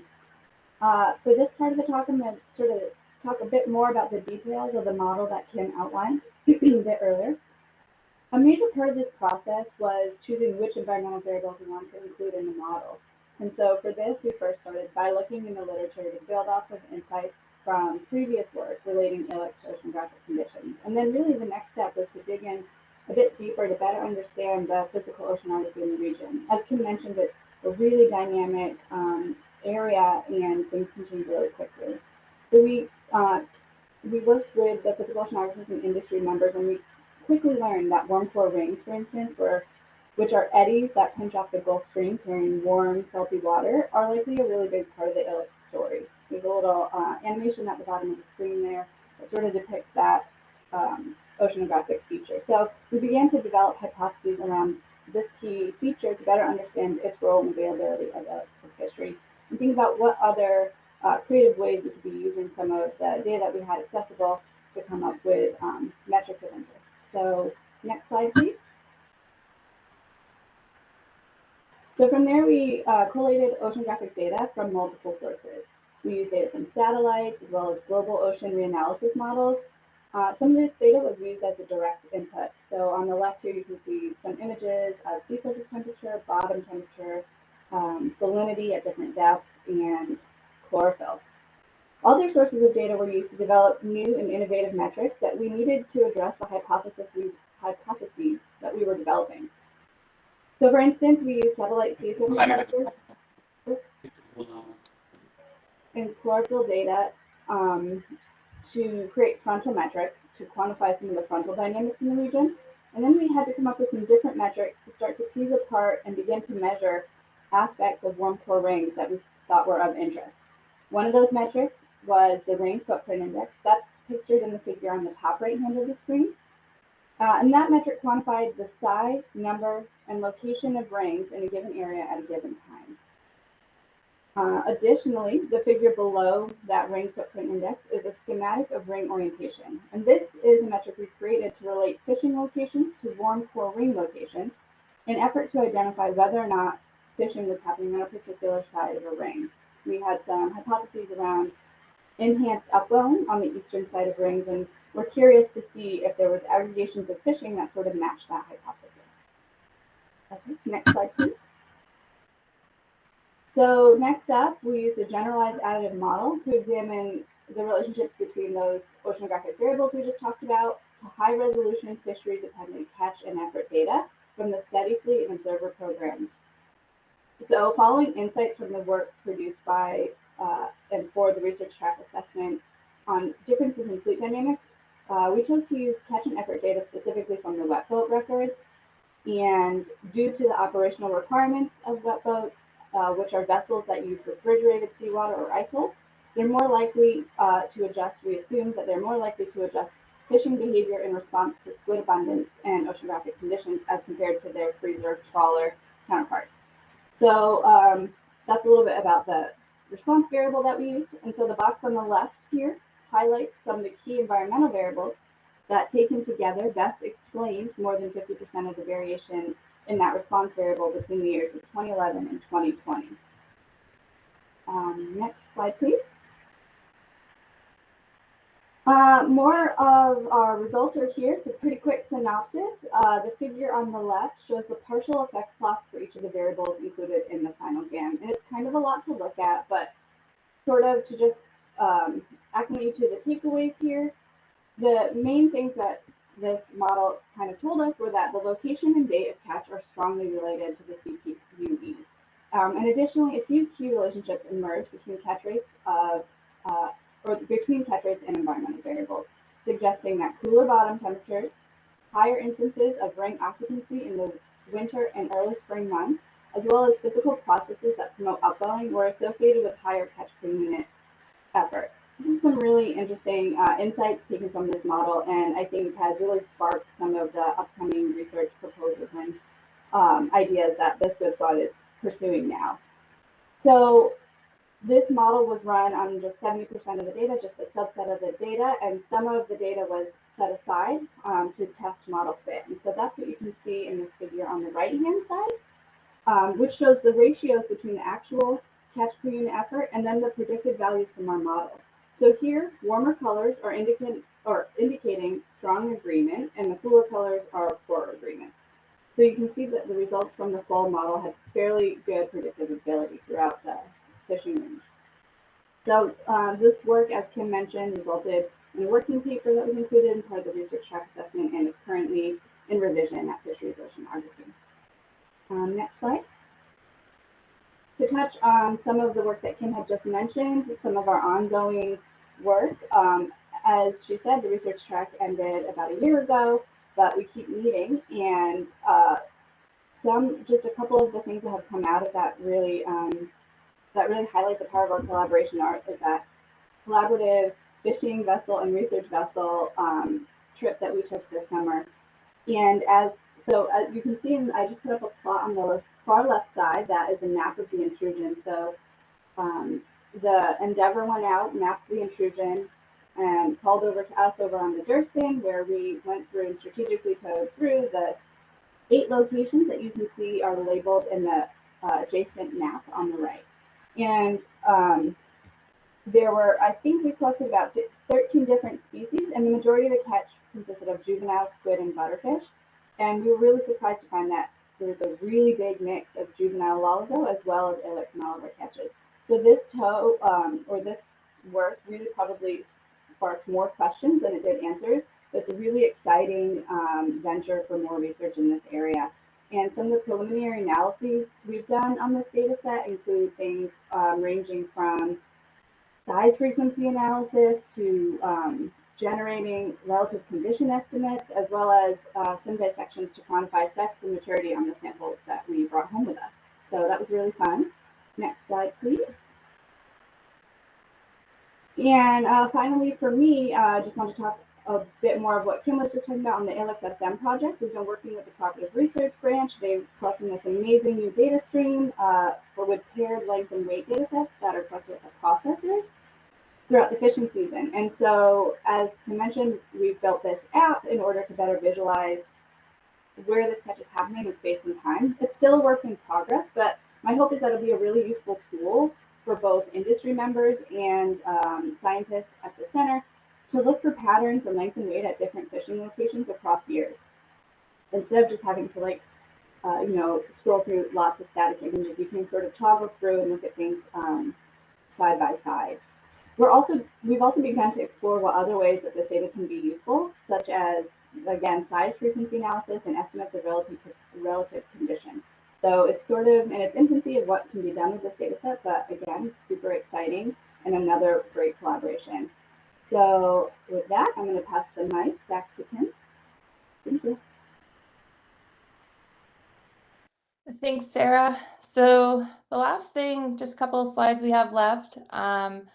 On the next slide, we went through and looked at the Mid-Atlantic's, priorities, research priorities for ilex, collecting the demographic data, analyzing, availability due to changes in oceanography, and examining those oceanographic correlates. And those are all things that we are currently doing or trying to do. We're putting in research proposals for those to keep those funding, to keep Sarah on the payroll, because she's been an amazing contribution to all of this work. And then, with hope, we could get towards that real-time management. So once we can start to better identify these oceanographic correlates and the mechanisms that are controlling the availability of ilex, then I think we can start to look more into that feasibility. So assuming that these are still the research priorities, we base that, if we go to the next slide, on some proposals that we have pending. One is to do more of the field sampling that we described, and collect and do more ecological modeling. So the goal would be to do 2 to 3 years worth of field sampling. That would include not only the tows, but collecting the oceanographic data and collecting acoustic data as well. So if that gets funded, I think that will be a great source of information. One a bit more on the oceanographic side is to further develop metrics for the shelf slope front. We know that the movement of the shelf slope front is an indicator of the water and the slope coming onto the shelf from the slope sea. So that slope sea continental shelf water exchange. And we had a proposal submitted to NASA that wasn't funded, but thankfully one of our The graduate student, Adrienne Silver, who was at SMAS, she defended her dissertation in December and is now working at Woods Hole with Glenn Gawarkowitz, and will be continuing some of her research along these lines and trying to better understand this exchange of water masses at that shelf break and relating it to the biology, in particular with squid and other relevant species in the area. So we're going to keep looking for more funds for that, because there's additional parts of that project we want to go on or want to explore. And then lastly, Anna also has a pending proposal to collect more samples of both Ilex and Loligo with a focus on the reproductive dynamics, so we can better understand the maturity and age, and ultimately we'd like to know a bit more about their spawning habitat and that type of information. So a lot of this right now is coming down to funding, but we're going to keep keeping this group together. This great collaborative effort allows us to then put forward these proposals with hopefully greater chance of success. So on the last slide, I just wanted to share a little bit more about how I just really appreciate everybody who's been involved with the Squid Squad. Also extend the invitation to others. If you're interested, please feel free to contact myself, Sarah, or Anna. We're welcome your thoughts and feedback, and particularly we're interested, the council's perspective on what we've been doing, and if there's any other suggestions for research priorities and whatnot. So that's what I have for today. Thank you very much. Do we have any questions for the Squid Squad? Dewey? I was curious, and thank you for your presentation, about the Pioneer Array. They've been moved to? Yes, the Pioneer Array, I want to say, was moved closer to North Carolina, but I don't remember the exact location. I know it's been moved further south. So it wouldn't happen to be in 200 fathoms right off the point of North Carolina. Does that ring a bell or anything like that? It might be, but I can get that exact information if we need it. Yeah, I think it'd be valuable because that's right in the middle, or right there where we pelagic longline fish. And I was made aware of it, but I didn't know what the exact name was, but it appears like it's the Pioneer Array. And so it could be an issue of where it's placed, because it's right directly in the pelagic longline where we fish at. Thank you. Lieutenant Commander Matt Cayley. Hey, thank you for the presentation. I had a quick question. Just to provide a lot of graphics up here, and I'm just curious if if some of your research or your products were available publicly. We're working on that. So the manuscript will hopefully be out soon. Most of the satellite data is publicly available from the original sources, but we're also working on internally at the Science Center of getting our ERDAP server up and running, and that's where we'll be sharing a lot of our data products. So that's in progress. And then once the visualization apps are ready to go and we can confirm that there's no confidentiality issues, we will make those public as well. Thank you. Jason.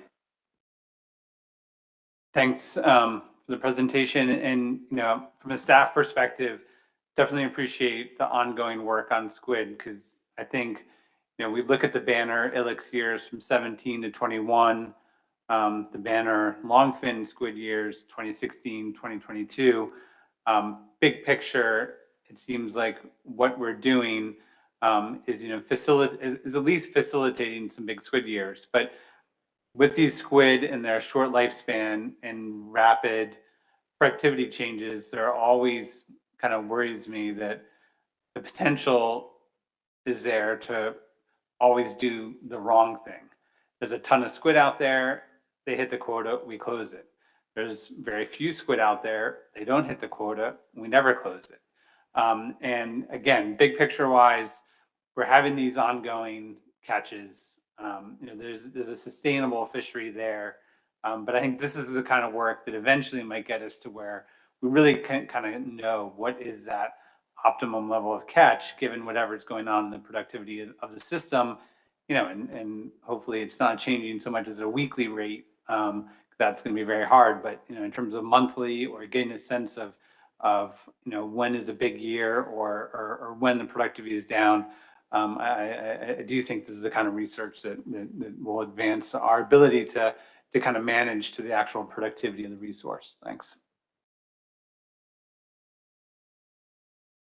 Dewey, if you look in the chat box, Sarah put you got it? Okay. Any more questions around the table? I see I have one question on the webinar. James Fletcher. Question for you. In this squid squad, do you consider the North Atlantic Oscillation, the solar cycles, and the 18.6-year tide cycles? Because everything you're referencing here are driven in longer terms. And if you look back at the landings and these cyclical patterns, you may find more than this short range that you just described. And it is amazing that are you aware of the way that the Argentine manage their squid fishery? That's a question. Me personally, no, but yes to others in the group. As far as the Argentine fishery, I know that is what we do reference that quite a bit, and I will let Anna chime in on that more specifically. But going back to your first point about the NAO and those other long-term cycles, I do agree that we should be, right now we've been focusing mostly on these really fine scale, near-term dynamics, knowing that there are larger mechanisms that are driving them. There are larger mechanisms that are altering, the movement of the Gulf Stream, but it's that Gulf Stream movement when it's coming closer to the shelf break that's more likely to push warmer, saltier water onto the shelf. So there's a little bit of both in there, but mostly right now we've been focusing on the more short-term, near-term type information. But I do think it is worth looking into once we, right now we only focused on the last decade's worth of data, but we extend that back further. That could be something to really look into. But Anna, I don't know if you want to mention anything about the Argentine fishery or. Sure, I can speak to that. Thanks for the question, Mr. Fletcher. During the ILEX research track stock assessment process, John Manderson and I kind of led the effort to do a rigorous comparison of the Argentine ILEX fishery, both the stock in terms of the oceanography driving that stock, as well as the biology of that stock, and then the fishery that harvests it, and then the fishery and oceanography that we have here for our ILEX, for Ilex lessobrosus. So we are fairly familiar with that fishery and have been in communication with the folks in the Falklands who are managing that fishery, and certainly considered that as we were kind of drafting up recommendations for moving forward or moving towards more real-time management for this particular fishery. There are some differences in the dynamics of the stock as well as the oceanography that are limiting in this area compared to the Falklands, but we certainly have a lot to learn, both in terms of their collaboration with the industry and data collection and in managing that fishery, and also just their ability to be nimble throughout the fishing season. So thank you for the question, and happy to provide more detail if it's desired. My point is that this short term, what you're putting on the table, you are behind the ball. The ball has already been thrown and gone through the net, and you're looking at bouncing on the floor. The solar cycles, the North Atlantic oscillation, we need to be predicting landings 10 to 15 years in advance and not doing what we're doing. It is a shame that y'all don't have a way to utilize the North Atlantic oscillation. Now, last thing, and then I'll be quiet. But the science we have right now is not working. The Japanese have gone back and looked at sediment for 1,000 years and the parts of animals that are in it to predict cycles. When is NOAA going to even start to look at cycles? And I will be quiet. But my frustration is we're penalizing the fishermen and we're giving market share to foreign countries to fill our market share. And we are sitting here now with the second largest EEZ in the world, and we're importing 93% of the seafood we're eating. Something is wrong with the science. And I would ask the Squid Squad, which is not I'll just be quiet on that, but I will ask them to start using some science and not group think. Thank you, and I will be quiet. John Hare, would you like to answer that? Yes, thank you. Thank you, Mr. Fletcher, for the question. NOAA Fisheries is working hard to develop the predictive and forecasting capability which you were discussing. I think with this council before, we've mentioned the Climate Ecosystem Fisheries Initiative, which would do just that. And I would look forward to the opportunity to present on that initiative at the council in the future, near future, if possible. Thank you, John. Seeing no more questions, thank you to the Squid Squad. We look forward to future updates. Thank you for having us.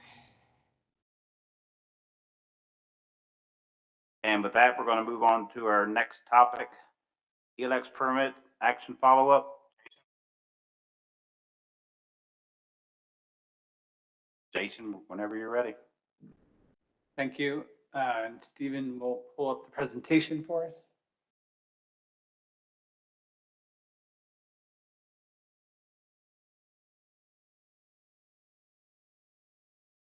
Okay. So a quick bit of background on the original action. The council had gotten input, mostly from industry, that there was concern of overcapitalization in this fishery. The analyses in the amendment found that the capacity in 2019 was greater than 58,526 metric tons. That compares to the current quota a bit under 40,000 metric tons. And just a refresher on how that was calculated. So it's a standard FAO NOAA model.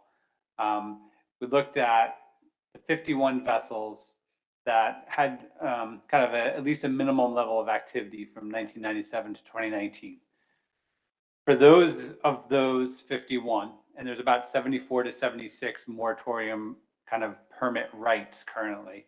About 35 of them were active in 2019.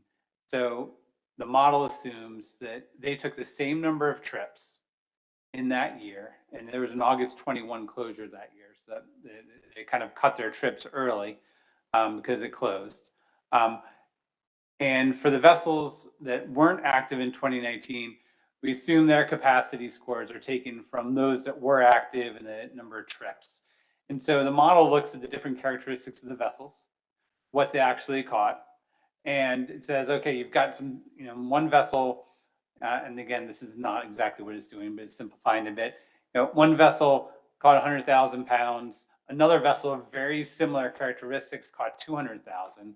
Well, then that one that was caught less but had very similar characteristics, it could catch more. And so it kind of looks at like an envelope analysis of, if you look at these similar vessels, push them out to what other vessels were doing, you can get a sense of their overall capacity at the numbers of trips that they took. If they took more trips, the capacity number goes up. So it's just kind of constraining it to the same number of trips, similar vessels, for those that weren't active.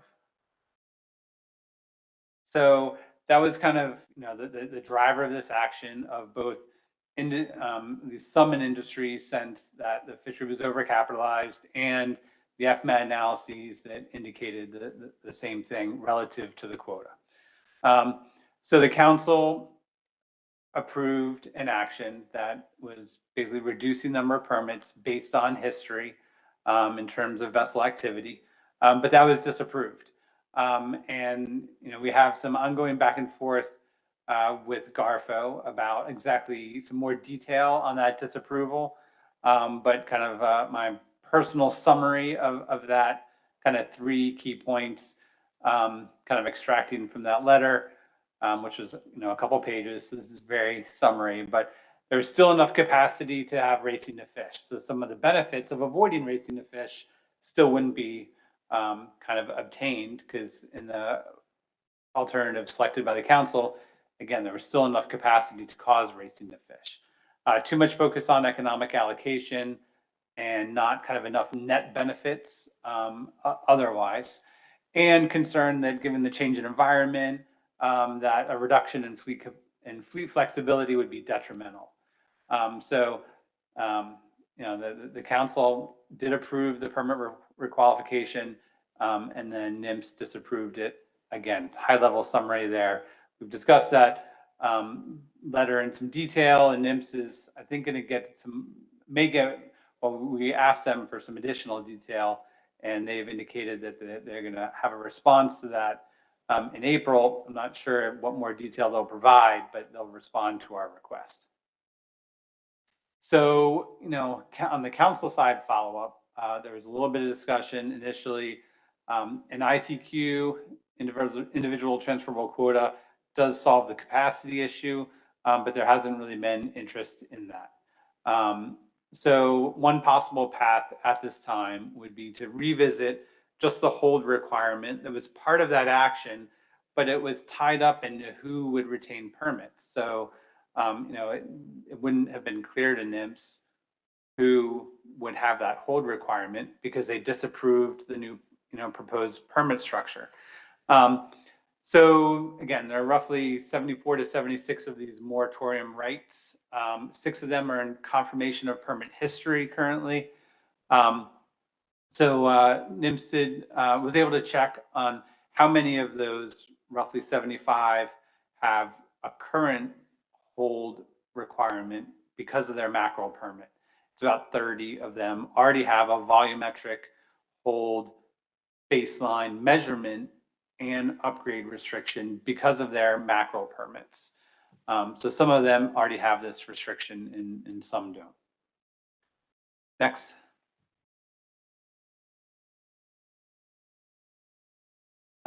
So again, this is a possible addition in the implementation plan for 2023. And if the council decides to proceed with a framework as kind of suggested here, with focusing on the vessel hold for all the existing permits, we had some discussion earlier today about how there's some tension and conflict in the national standards. We have conflict and tension in the objectives for this FMP. On one hand, there's language promoting freedom, flexibility, and opportunity for harvesting versus objectives that promote kind of balancing social and economic needs of the various sectors of the fishery, including the shoreside infrastructure. So that will be a continued tension that the council will have to face in making any decisions on different potential restrictions on any of the mackerel, squid, butterfish fisheries. So if we were to continue, we explore that and again try to clearly lay out how a hold requirement would try to balance those tensions. So there's unless the council well, again, it's a possible addition right now, and this is a proposal from staff at this time, given what we know now, which is the council's prior decisions on this topic, the disapproval letter. Again, we may get some more input from Garfo in April, My guess is that input is going to be along the lines of, we don't know what's going to be approvable or disapprovable, and to lay out our rationale for why you're proposing it. But they may provide some additional perspective on that in April, and then again through the staff process as any action that would be developed. So that's kind of the staff suggestion right now is if that may be a viable way forward on this, and just looking for feedback from the council and direction at this time. Thanks. Questions or comments for Jason?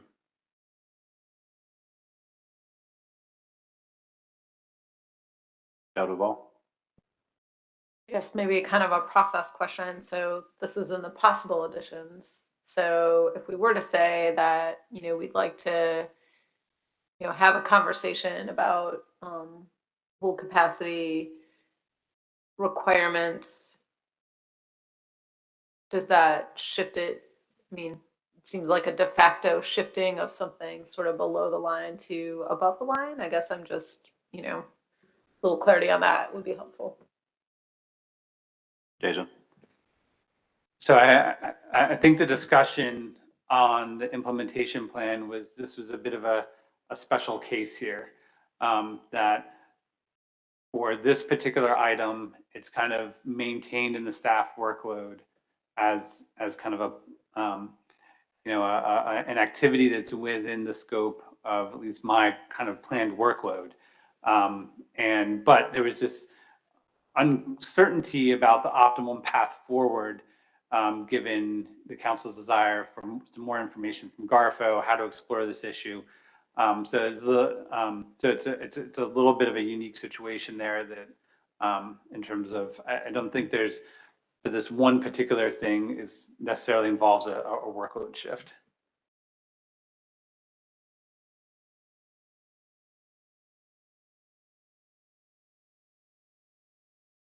Anything else around the table? Any questions, comments? Jason, go ahead. So I think possible, actions today by the council could be, confirm this is your intent of, what staff should proceed with, or tell staff no, or again, it may be something that wait until we get input from the service in April. But we wanted to kind of bring it back to you that it's not like a dead issue, that council kind of continues to know this, is an interest of the council, has been a previous priority, and that it's not kind of a dead issue. We're still kind of investigating paths forward. Dan Farnham? Yeah, thank you, Mr. Chair. So I just want to get the timing right here, Jason. So we're going to consider going forward with a framework on capacity, official capacity today, and then in April, after we get some more information, if we get more information from Garfo, we're going to continue to possibly move forward with another action that mirrors the action, or in some way, shape, or form that mirrors the action that was disapproved. I mean, are we talking about two different actions here?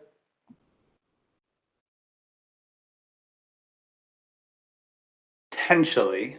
I think, again, this seems like a potential path forward given the information at hand today.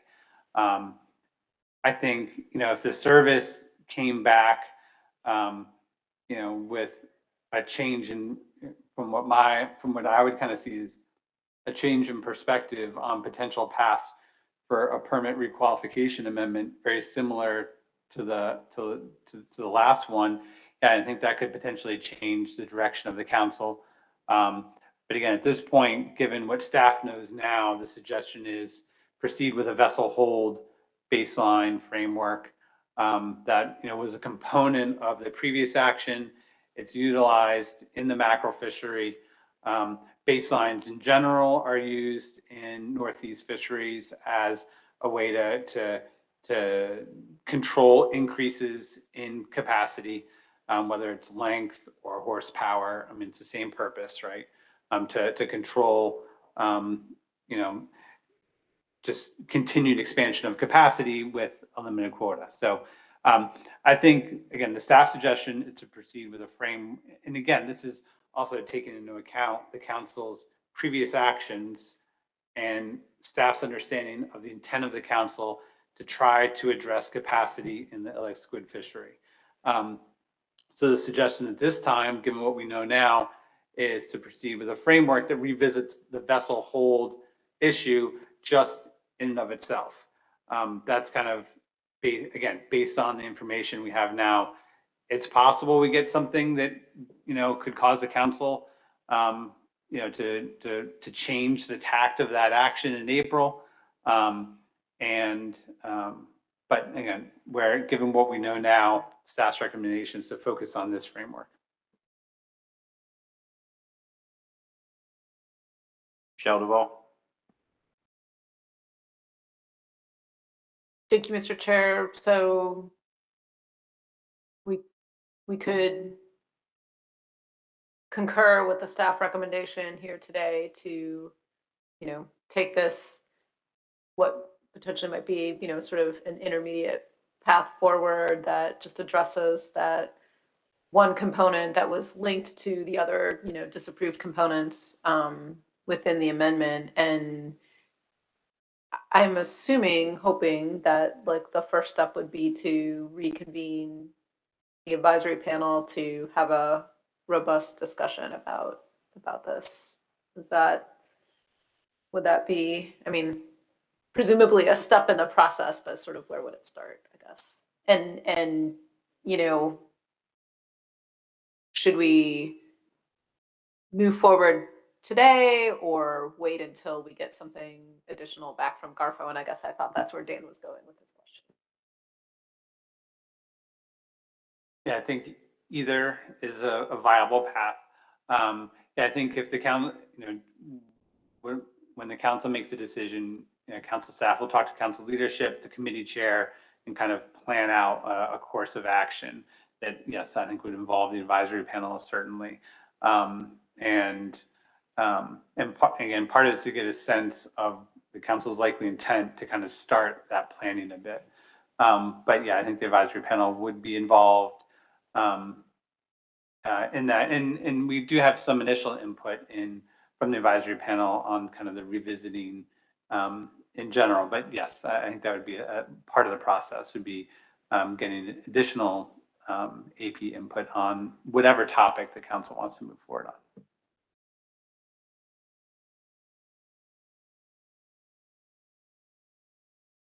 Follow up, Michelle.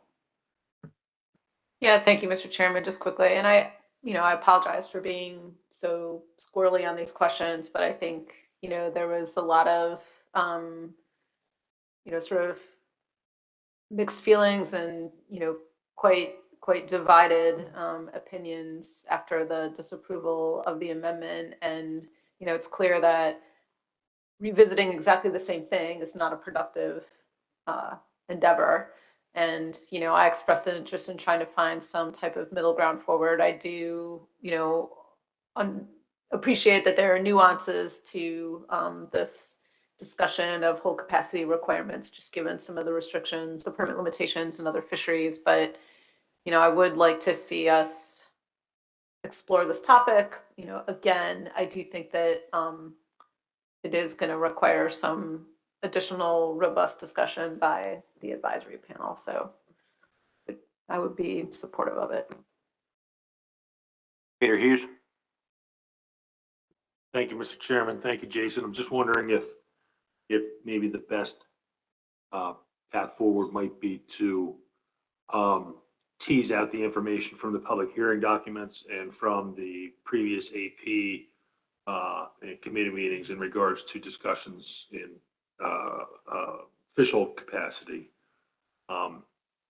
Bring that forward in April when we are scheduled to discuss the return letter from NIMS. And then we could, if there's an action to be done, then it would maybe one action in April versus the start of an action now, and then have to do some other action added on to that.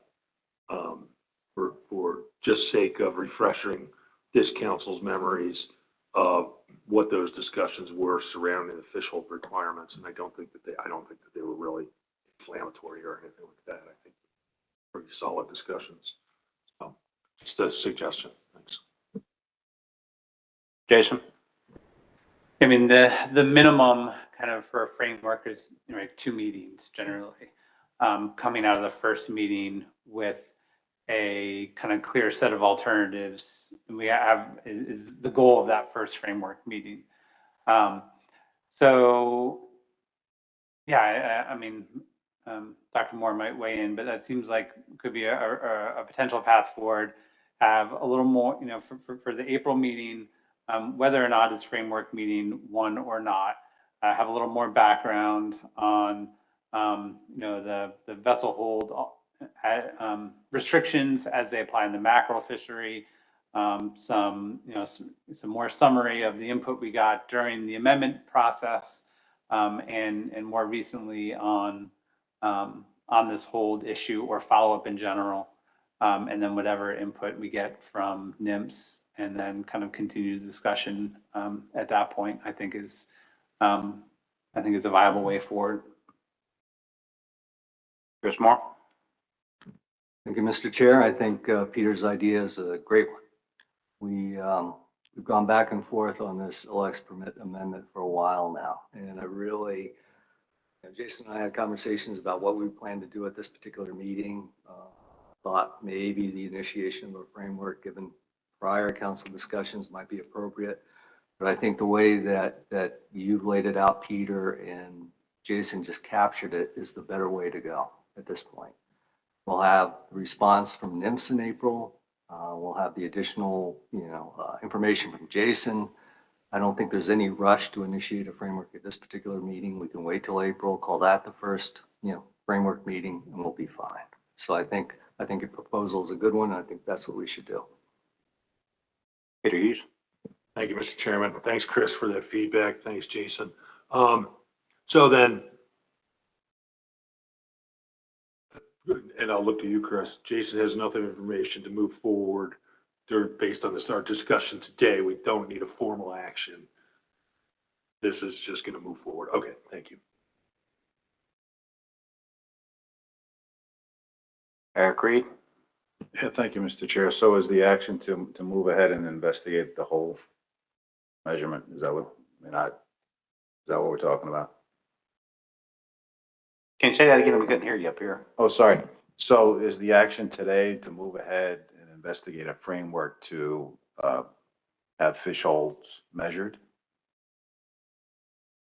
No, it's not. Okay. So just to, if I could, Mr. Chair. Good. Yeah, just to summarize, there's no formal action today.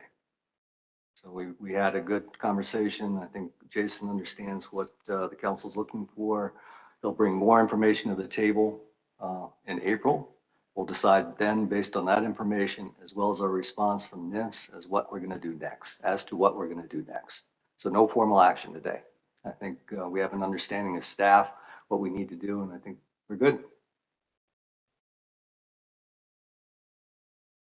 Jason? Yeah, and I'd have to double check the exact timeline, but I think part of it was we weren't quite sure when we were noticing the FR and developing the agenda exactly what status of a NIMS response might be. So we wanted to, make sure the the conversation doesn't just die, since it was identified as a potential priority by the council pending the additional feedback, and get too far in time from when it's been discussed. So my understanding is at the next meeting, we'll have some response from NIMS, and then kind of just summarize, draw out the components of previous input on a potential official requirement from the AP and committee, and then summarize again exactly how the mackerel official requirement works. Bring that information to the council, and whether that is a meeting to decide on initiation or framework meeting 1 officially, have to kind of confer with Chris about exactly that appropriate timeline. But it'd be, again, bring that information to the council in April for a more formal decision on either initiation or whether it's noticed as framework meeting 1. All right, with that, I think we pretty much figured out what we're going to do. We're going to go ahead and wait till April when we get more information. Jason, you'll be doing another presentation then. We'll have National Marine Fisheries letter, but then what they want to do. And with that, we'll just go ahead and conclude this for today. And we will go on to our next agenda item. Greg DiDomenico, do you have something to say?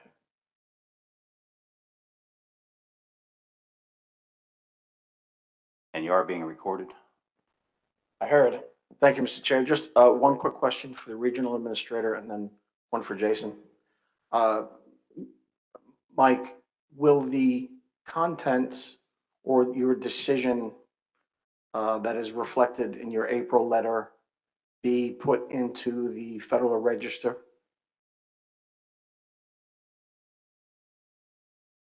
I'm not sure I understand your question.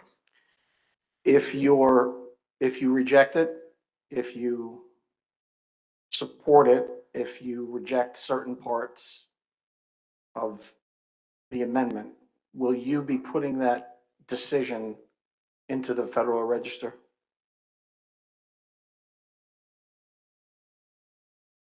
I think we're getting two things confused.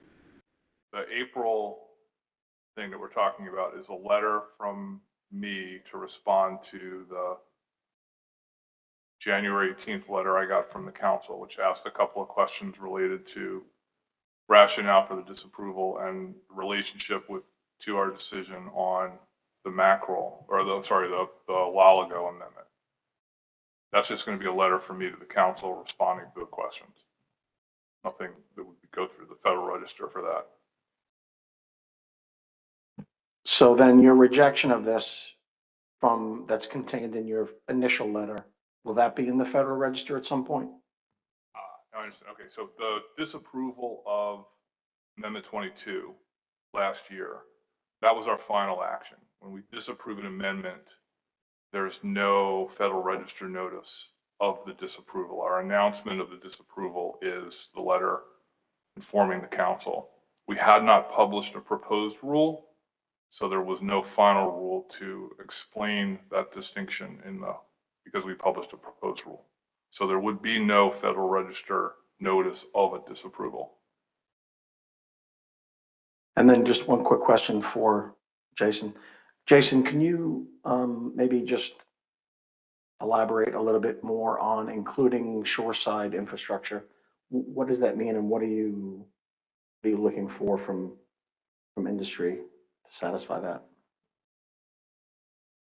That's just in one. I mean, that's that last part of that is just kind of drawing from one of the objectives in the FMP as they were kind of refreshed in the mackerel approval. I think NIMS kind of acknowledged in the mackerel rebuilding amendment that they're accepting the new goals and objectives. So I think they have been formally they're formally accepted now. So I'm not exactly sure, but I mean, I think it's, again, considering the social and economic needs of shoreside infrastructure. So I think we'd be looking for input from the AP on what they think would address that. Great, thank you very much. Thank you, Greg. All right, with that, Jason, I think we are done with you. And we're going to have a presentation now by Dr. David Bethany from the Commercial Fisheries Research Foundation on automatic jigging machine.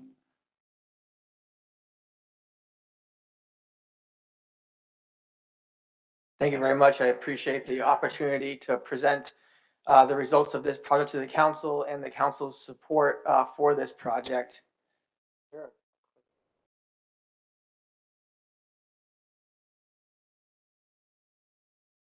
So to begin, I just wanted to recognize the project team and my place in this project. So the research staff that were out on the vessels, Thomas and Noel can unfortunately not be here today. Thomas has moved on to a position with NOAA, and Noel had a planned vacation. So I'm kind of in the middle between the people on the boat vessels doing the work. I did, help set up the gear on the dock, but I was more part of the advisory and investigator team made of Katie Almeida and Mike Roderick from the town dock, and Jason did in it from the Mid-Atlantic. So I say that because some of the questions you might ask me after, I might refer to later on to get the answers for you if they're technical about what was going on exactly on the vessels. But I do know the project well, and I also know my foundation very well, and I'm not sure everybody here does. So I wanted to just start by explaining who we are at the Commercial Fisheries Research Foundation to give a background of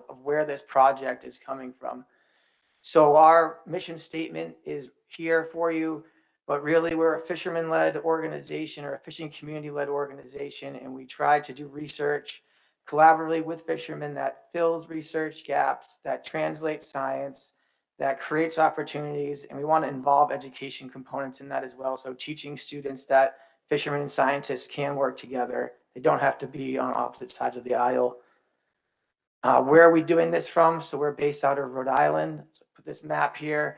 And then in Rhode Island, we're on the University of Rhode Island campus. So we are our own nonprofit, but they provide this building to us, basically rent-free, and they provide utilities and the maintenance as well. So it's important to recognize this as a nonprofit. It's really important to have this support from the university. So from this little shack here, we're working with a lot of different vessels in a lot of different areas. So for this project, we're just honed in on one portion of this, our work with a couple of squid vessels based out of Point Judith. And what we were doing with those vessels over the past couple of years was trying to pilot automatic squid jigging. So why are we interested in squid jigging? First, we start globally. You have high seas and coastal fisheries all around the world that use automatic squid jigging as the primary means of catching squid. Globally, it's the #1 way squid are caught. So I put some examples up there of kind of the yields from fisheries that are based out of automatic squid jigging. But if we focus regionally, there were some stalled efforts from decades ago, the 80s, the 70s, where they were trying to pilot this technique here. There was some limited success, especially I thought offshore with Ilex. But here, what we're doing now with jigging is all recreational.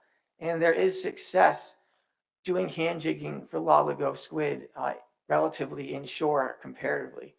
So there's this gap that we see where globally you can harvest squid with automatic jibs on a commercial level, but regionally it's all being done on a recreational handline level. So can we kind of ramp that up? And why is that important to do? Why is it a tool for current challenges? And a couple of big picture examples that we hope this type of research could help address. First is just increasing access. So you have offshore wind developments. They're happening off the coast of Rhode Island, really off the coast of everywhere in the United States soon. Off of Rhode Island, these wind lease areas you're seeing here, that's primary squid ground. So if you can't access those areas in a trawl, maybe you can access them with automatic squid jigging, or maybe you can open up other areas that are off limits to trawling to the fishery. So this picture here of Massachusetts, that's a network of closed areas that are seasonally closed to trawling, but would always be open to jigging. And the same thing goes with the small mesh exemptions on our regulations on Georges Bank. So we want to increase access potentially.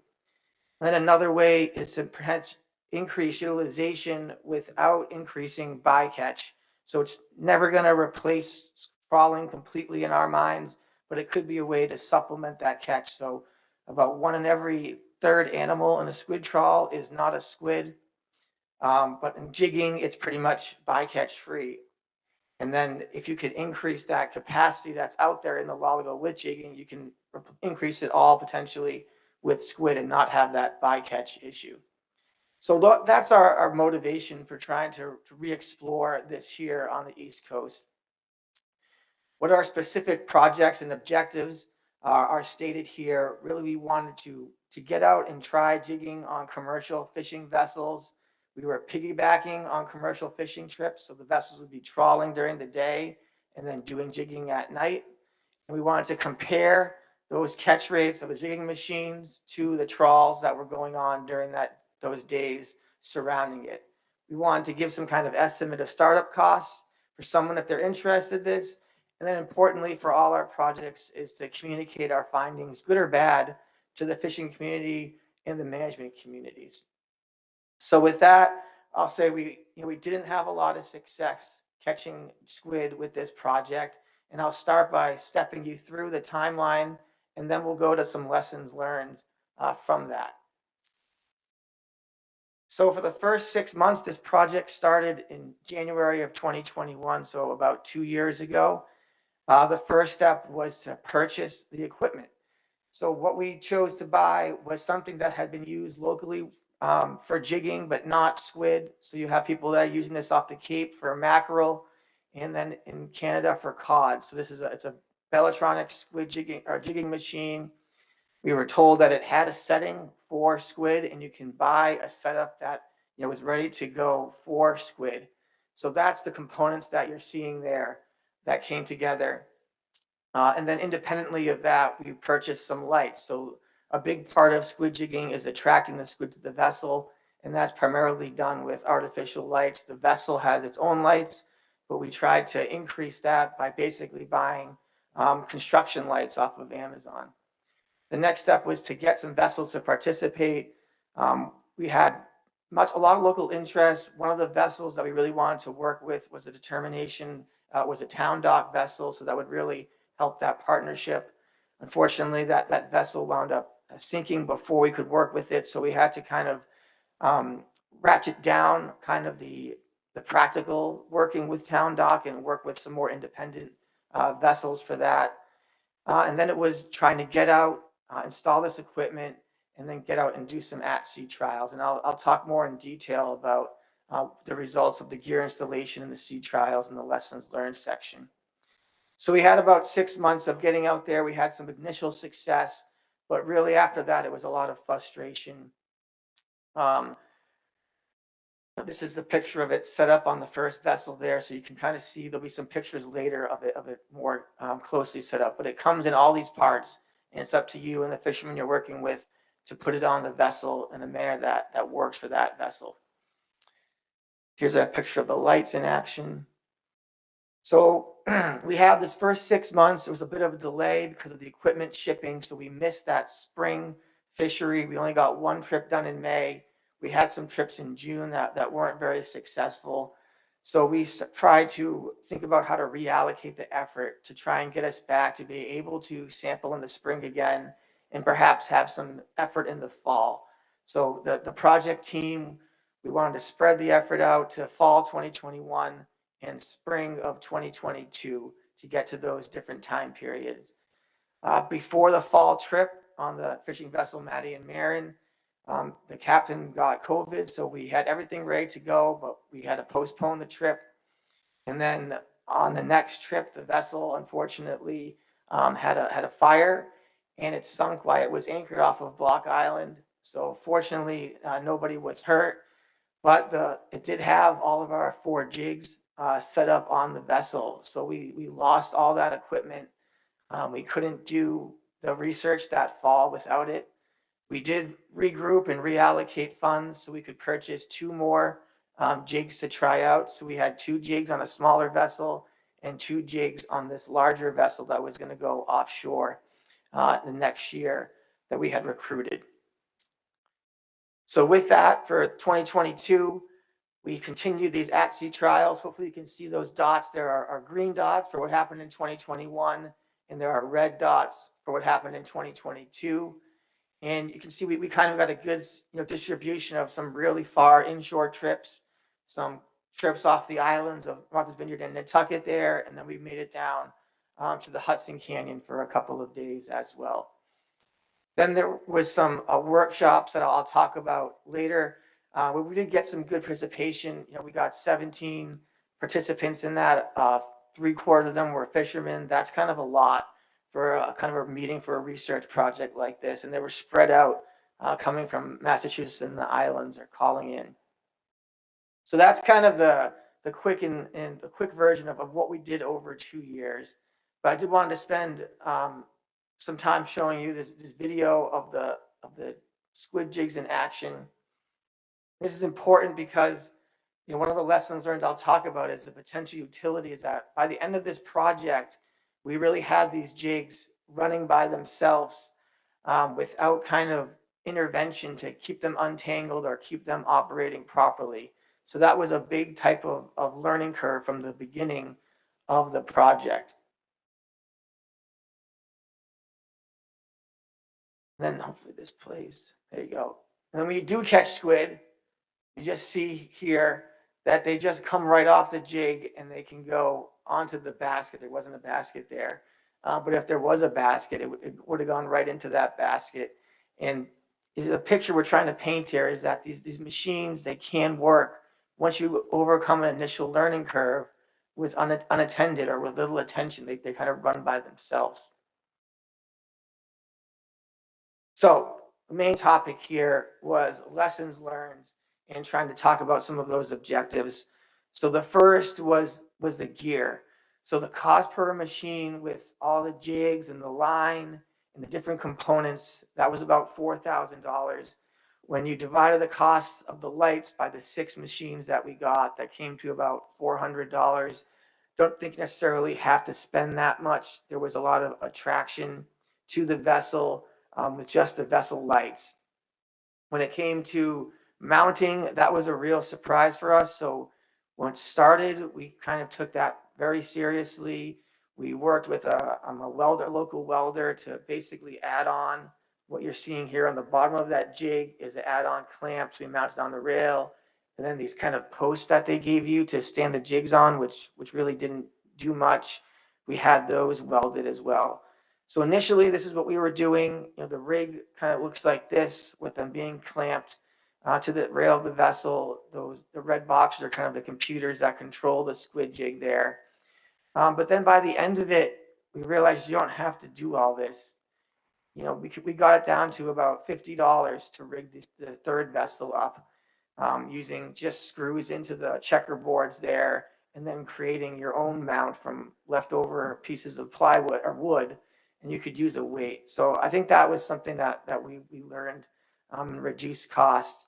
There was time reduction too. Initially it was taking hours and hours to set those jigs up, and by the end of it, it was just an hour at most to get it set back up. So the installations lessons learned is that it doesn't come ready to set up as we thought. There's a lot of work that needs to be done to learn how to set it up on each vessel, but those lessons kind of carried over to make it more and more efficient as you were transitioning to different vessels. Initially, there was a lot of issues just keeping the jigs running, entanglement, drooping down, so it became a hazard. But again, by the end of it, once you got it set up correctly, there was little oversight needed to have the jigs running. So catch is what we're all interested in, when I don't have much to say.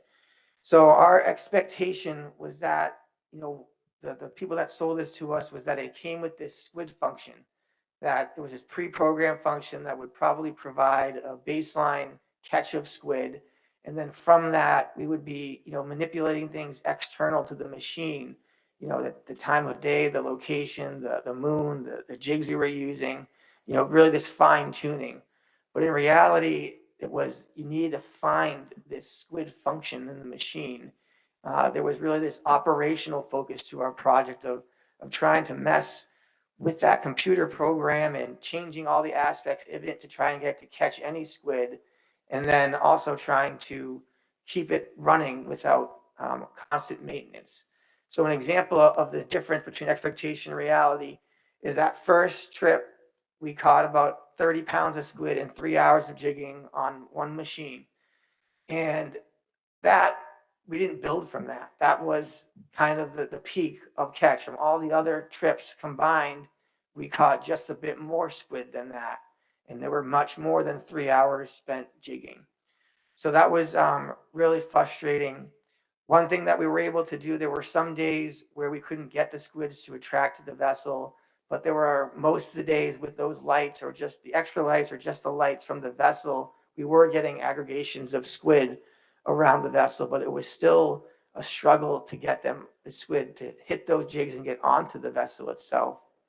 So we have a ton of theories of what's going on here, which we can talk about more later. So I put this in quotations marks for the lessons learned on catch because really the sample size is not large enough to make these assertions in a meaningful way, but I did want to share them, kind of some beginnings of what we found here. So this no bycatch held up. You know, we only caught about 100 pounds of squid, but it was pretty much just squid. We caught 2 crabs, and there were all sorts of predators and other fish around these aggregations that we had created. And that might have been a problem with being able to catch the squid as they were being predated on by, you know, there were dolphins and other large predatory fish around. All the squid that we were able to bring back to town dock to be graded were in the good condition of those 4 conditions you see here.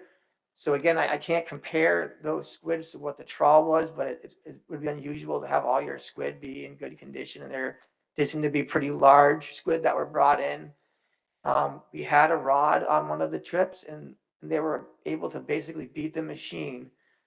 So there was this ability on the vessels with the squids aggregated to bring them in with a jig, but that machine just wasn't having the right technique to do that. There was a lot of interest in this. That 4th kind of component was outreach. A litmus test to me is, you know, what are the guys that you're working with think of this project? If they think that it's crap, you've got probably a lot of problems with it, and you're not going to convince people outside of the project that it's worthwhile. But that wasn't the case. There was about a dozen fishermen that we worked with directly on this project. The smaller vessel, the Miss Edie, those guys wanted to keep the machines to keep trying on their own, so we let them do that for a period. And they really saw the value of, they'd normally be tight, they'd be just not actively fishing at night with the person on watch. But by the time we got these machines kind of running on their own, they saw how that one person could have these machines running at night and maybe supplement their catch with some higher quality squid. So they wanted to not give up and keep on this. We got a lot of regional interest from other fishermen, a lot of people on the docks that were interested, people from Cape Cod, Nantucket, and Gloucester reaching out to us, wanting to have these jigs and keep trying at it for squid, not just the fish that they had caught. So I think we did create kind of, you know, interest in this and fostered interest that was already there. Outside of the fishing community, there were some other groups that we contacted with that are really interested in working with us to keep supporting this. And that brings us to kind of the next steps, or what I think, you know, perhaps we should have started with from the beginning.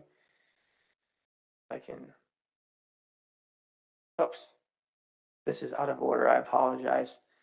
So I did want to share with you that, you know, this is more of a personal lessons learned, or for the foundation, that this project, it did suffer from, you know, low morale. But what are we doing out here? We're not catching any squid, so there had to be, you know, basically failure is a part of research. And as long as we're taking away what not to do or areas to improve, there's still value and keep going. And then we overcame some major obstacles. You know, I was hesitant to sit here and talk to you about how a vessel sinking impacts a project when it's really a much bigger problem. But it was something that did impact the project, but also allowed the staff to show, when that 3rd vessel was set up, that they had learned something, that they could do this much more efficiently than they had done in the past on a completely new vessel. So I apologize for that slide being later than it should have been. But for the next steps, you know, we really think that we don't want to give up on this, that perhaps a knowledge exchange with people that either are hand jigging on charter vessels for squid, incorporating them more in the project. There was some dialogue with those people, but it wasn't really a strong component of the project. And then maybe bringing in people that are commercially fishing for squid with automatic squid jigs to kind of advise us and check out, what we're doing wrong to bring them on the vessels. So I put 3 names up here. Mr. Richard Yamada from the Alaska Charter Association. He's also a council member out there. He was trying to explore this for his squid fishery, and he made some connections and reached out to us about working with industry in Japan. A professor from University of Rhode Island, Dr. Hiro Uchida, he has some connections to basically the NOAA equivalent in Japan who supports this type of research.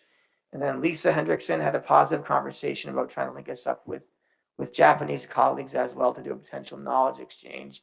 So the inspiration I get from this is from the Maine Sea Grant Initiative about Japanese scallop farming techniques in Maine. This is how they started. Right now in Maine, there are guys, this picture right here, using these techniques to grow scallops on rope.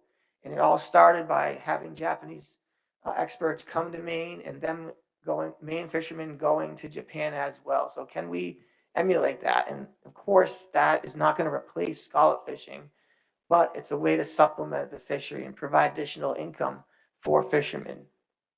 So we hope we can maybe do something like that in our next steps. So with that, I want to thank the captains and crew of the Miss Edie, the Hadley Ruth, and the Maddie and Marin for the vessels that we work with. I want to thank the NOAA BREP program and the Mid-Atlantic Fisheries Management Council for funding this project. And although we didn't catch the amount of squid that we thought we would, I hope that there is a future for this and we can kind of export the lessons that we've learned to any future endeavors. Thank you. Thank you, David. Dewey? Thank you for your presentation. Over my 30 years, I've been made a good devil's advocate, just naturally. And so when I look at your program here, or your task at hand, did you ever go to other countries or anywhere and see these machines operating on vessels at all? So, no.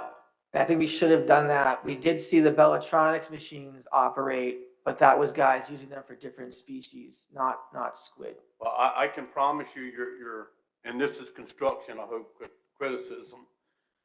You should have took yourself and an individual fisherman and went over and actually saw this in place, and it probably would have saved you a lot of time and frustration and your learning experience and dollar value. And because I know for myself, if you've never seen something for the first time and you're given it, it's a big learning curve.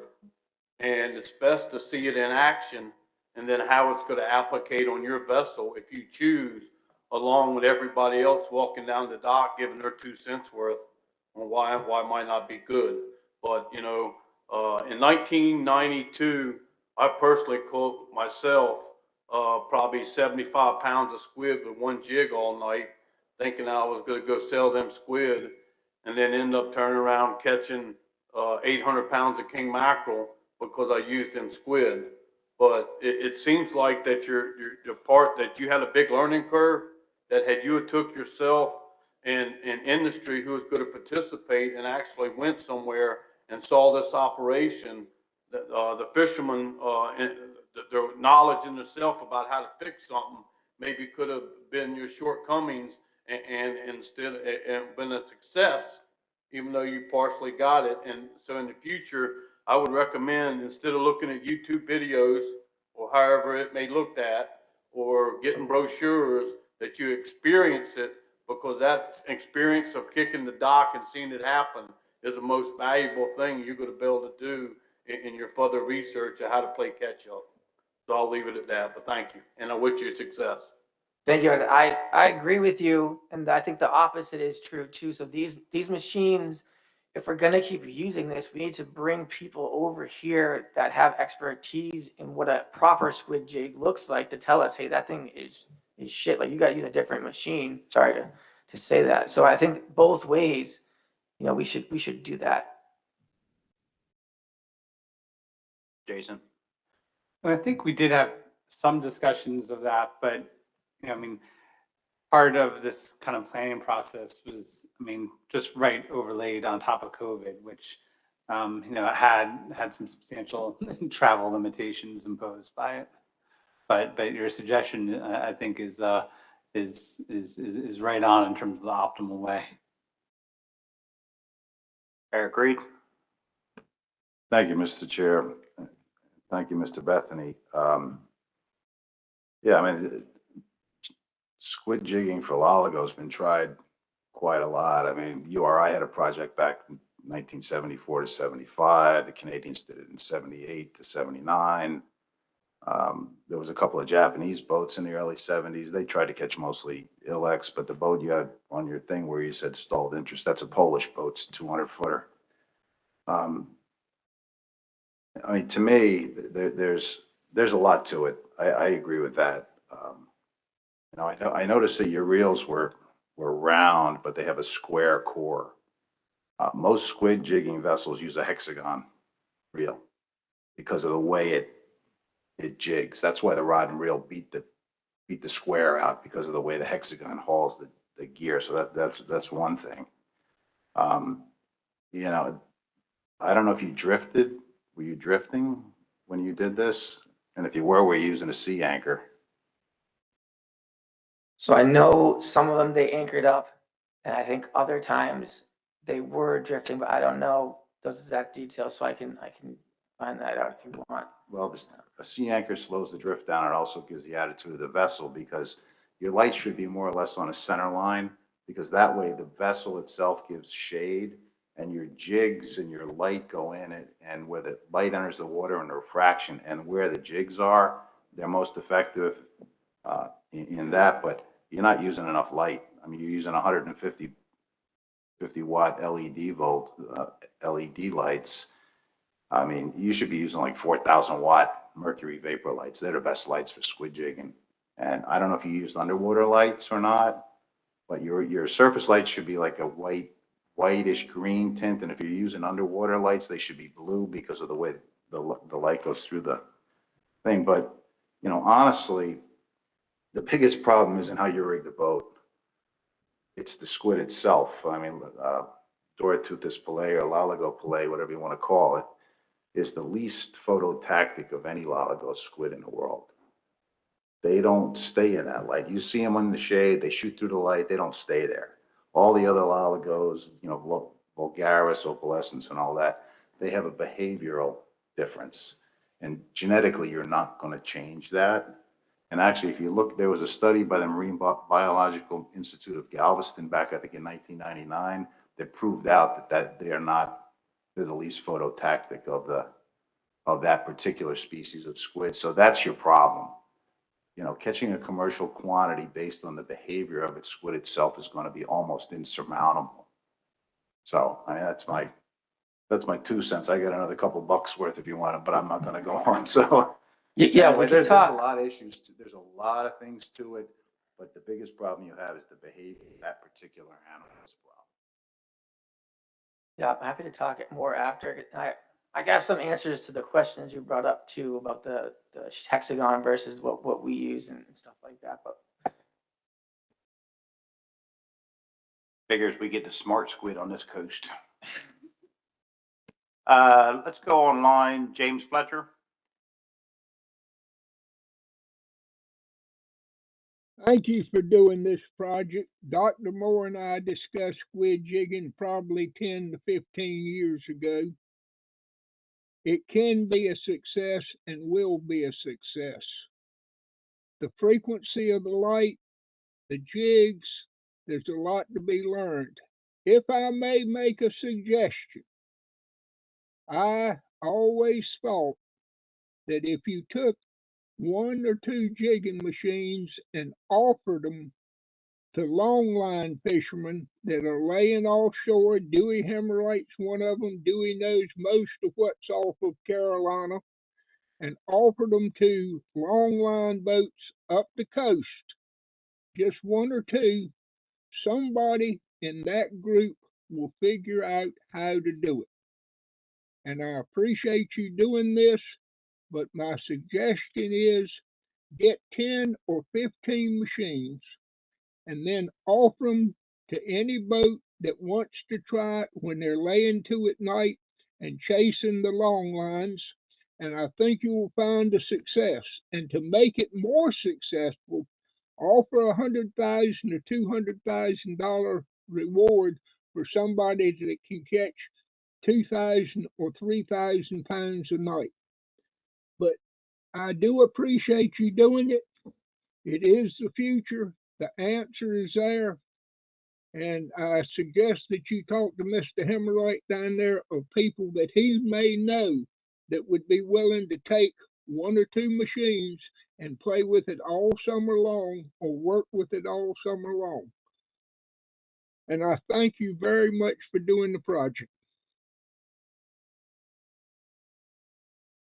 Thank you. Yeah, we're open to whoever wants to try it. You're welcome to. We have these machines. They're Dewey? Just in response to Mr. Fletcher's comments, 20 years ago, you probably had a crew that would do it. Nowadays, you're lucky if you got a crew.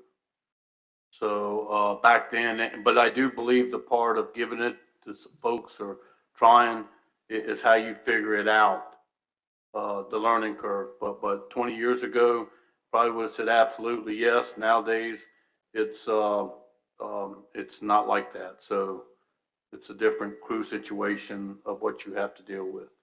Thank you. Michelle Duval?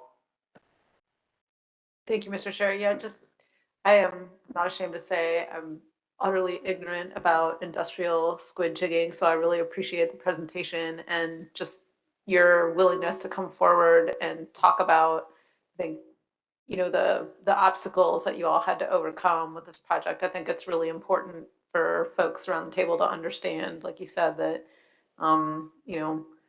science involves failure sometimes. And so I think being willing to bring that forward to this forum is really important so that folks understand what it takes to do research like this. But I did have one quick question. And so what do you know, how many of these, jigging apparatuses are on like a typical industrial high seas vessel? so like the coastal Japanese vessel that I showed, that thing has like 80 jigs on it. So they have lots and lots of jigs. John Hare? Thank you very much, and thank you for your presentation. I agree very much with Ms. Duval. It's great to listen to something new. And so I'm going to ask you a simple question. Do you think it's worth continuing to pursue squid jigging for Loligo?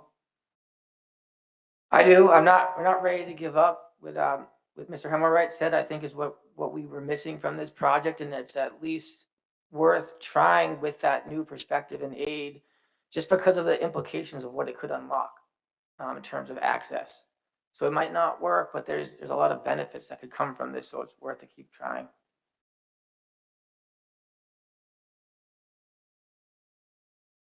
Any more questions around the table? Any questions from the audience? David, thank you very much for your presentation. Thank you. That is going to conclude the meeting, but there is a few announcements that Chris Moore has to make. And if not, or when he gets done, I will see everyone here in the morning, but I'm not sure what time yet. So we're going to find out. Thank you, Mr. Chair. Yes, speaking about tomorrow morning, we will start at 9. We'll start with the council photo. So remember, we didn't do the photo in December. We said we'd do it in February. So we're going to do it tomorrow morning. So show up here, 9 o'clock sharp, and Mary will tell us where we're going to be taking that particular photo. Speaking of 9 o'clock, if you look at the agenda, some of the agendas that have gone out say that we're starting at 10 a.m. on Thursday. Even though that's okay with me, we're not going to start at 10 a.m. on Thursday. We're going to start at 9 o'clock on Thursday. So that's, keep that in mind. We do have hospitality tonight. Hospitality is in room 406. Everyone's invited to hospitality. Hope to see you there. Last but not least, if you have been paying attention to the news, you know that the president will be giving his State of the Union speech tonight, which isn't important except that the White House is right here.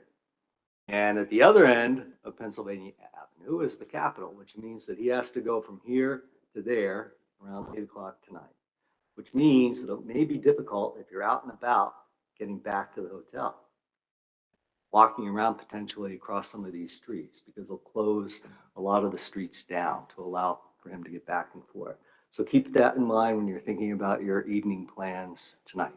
We didn't schedule this to be here tonight, but it just so happened. So anyway, see you all at hospitality, again, room 406.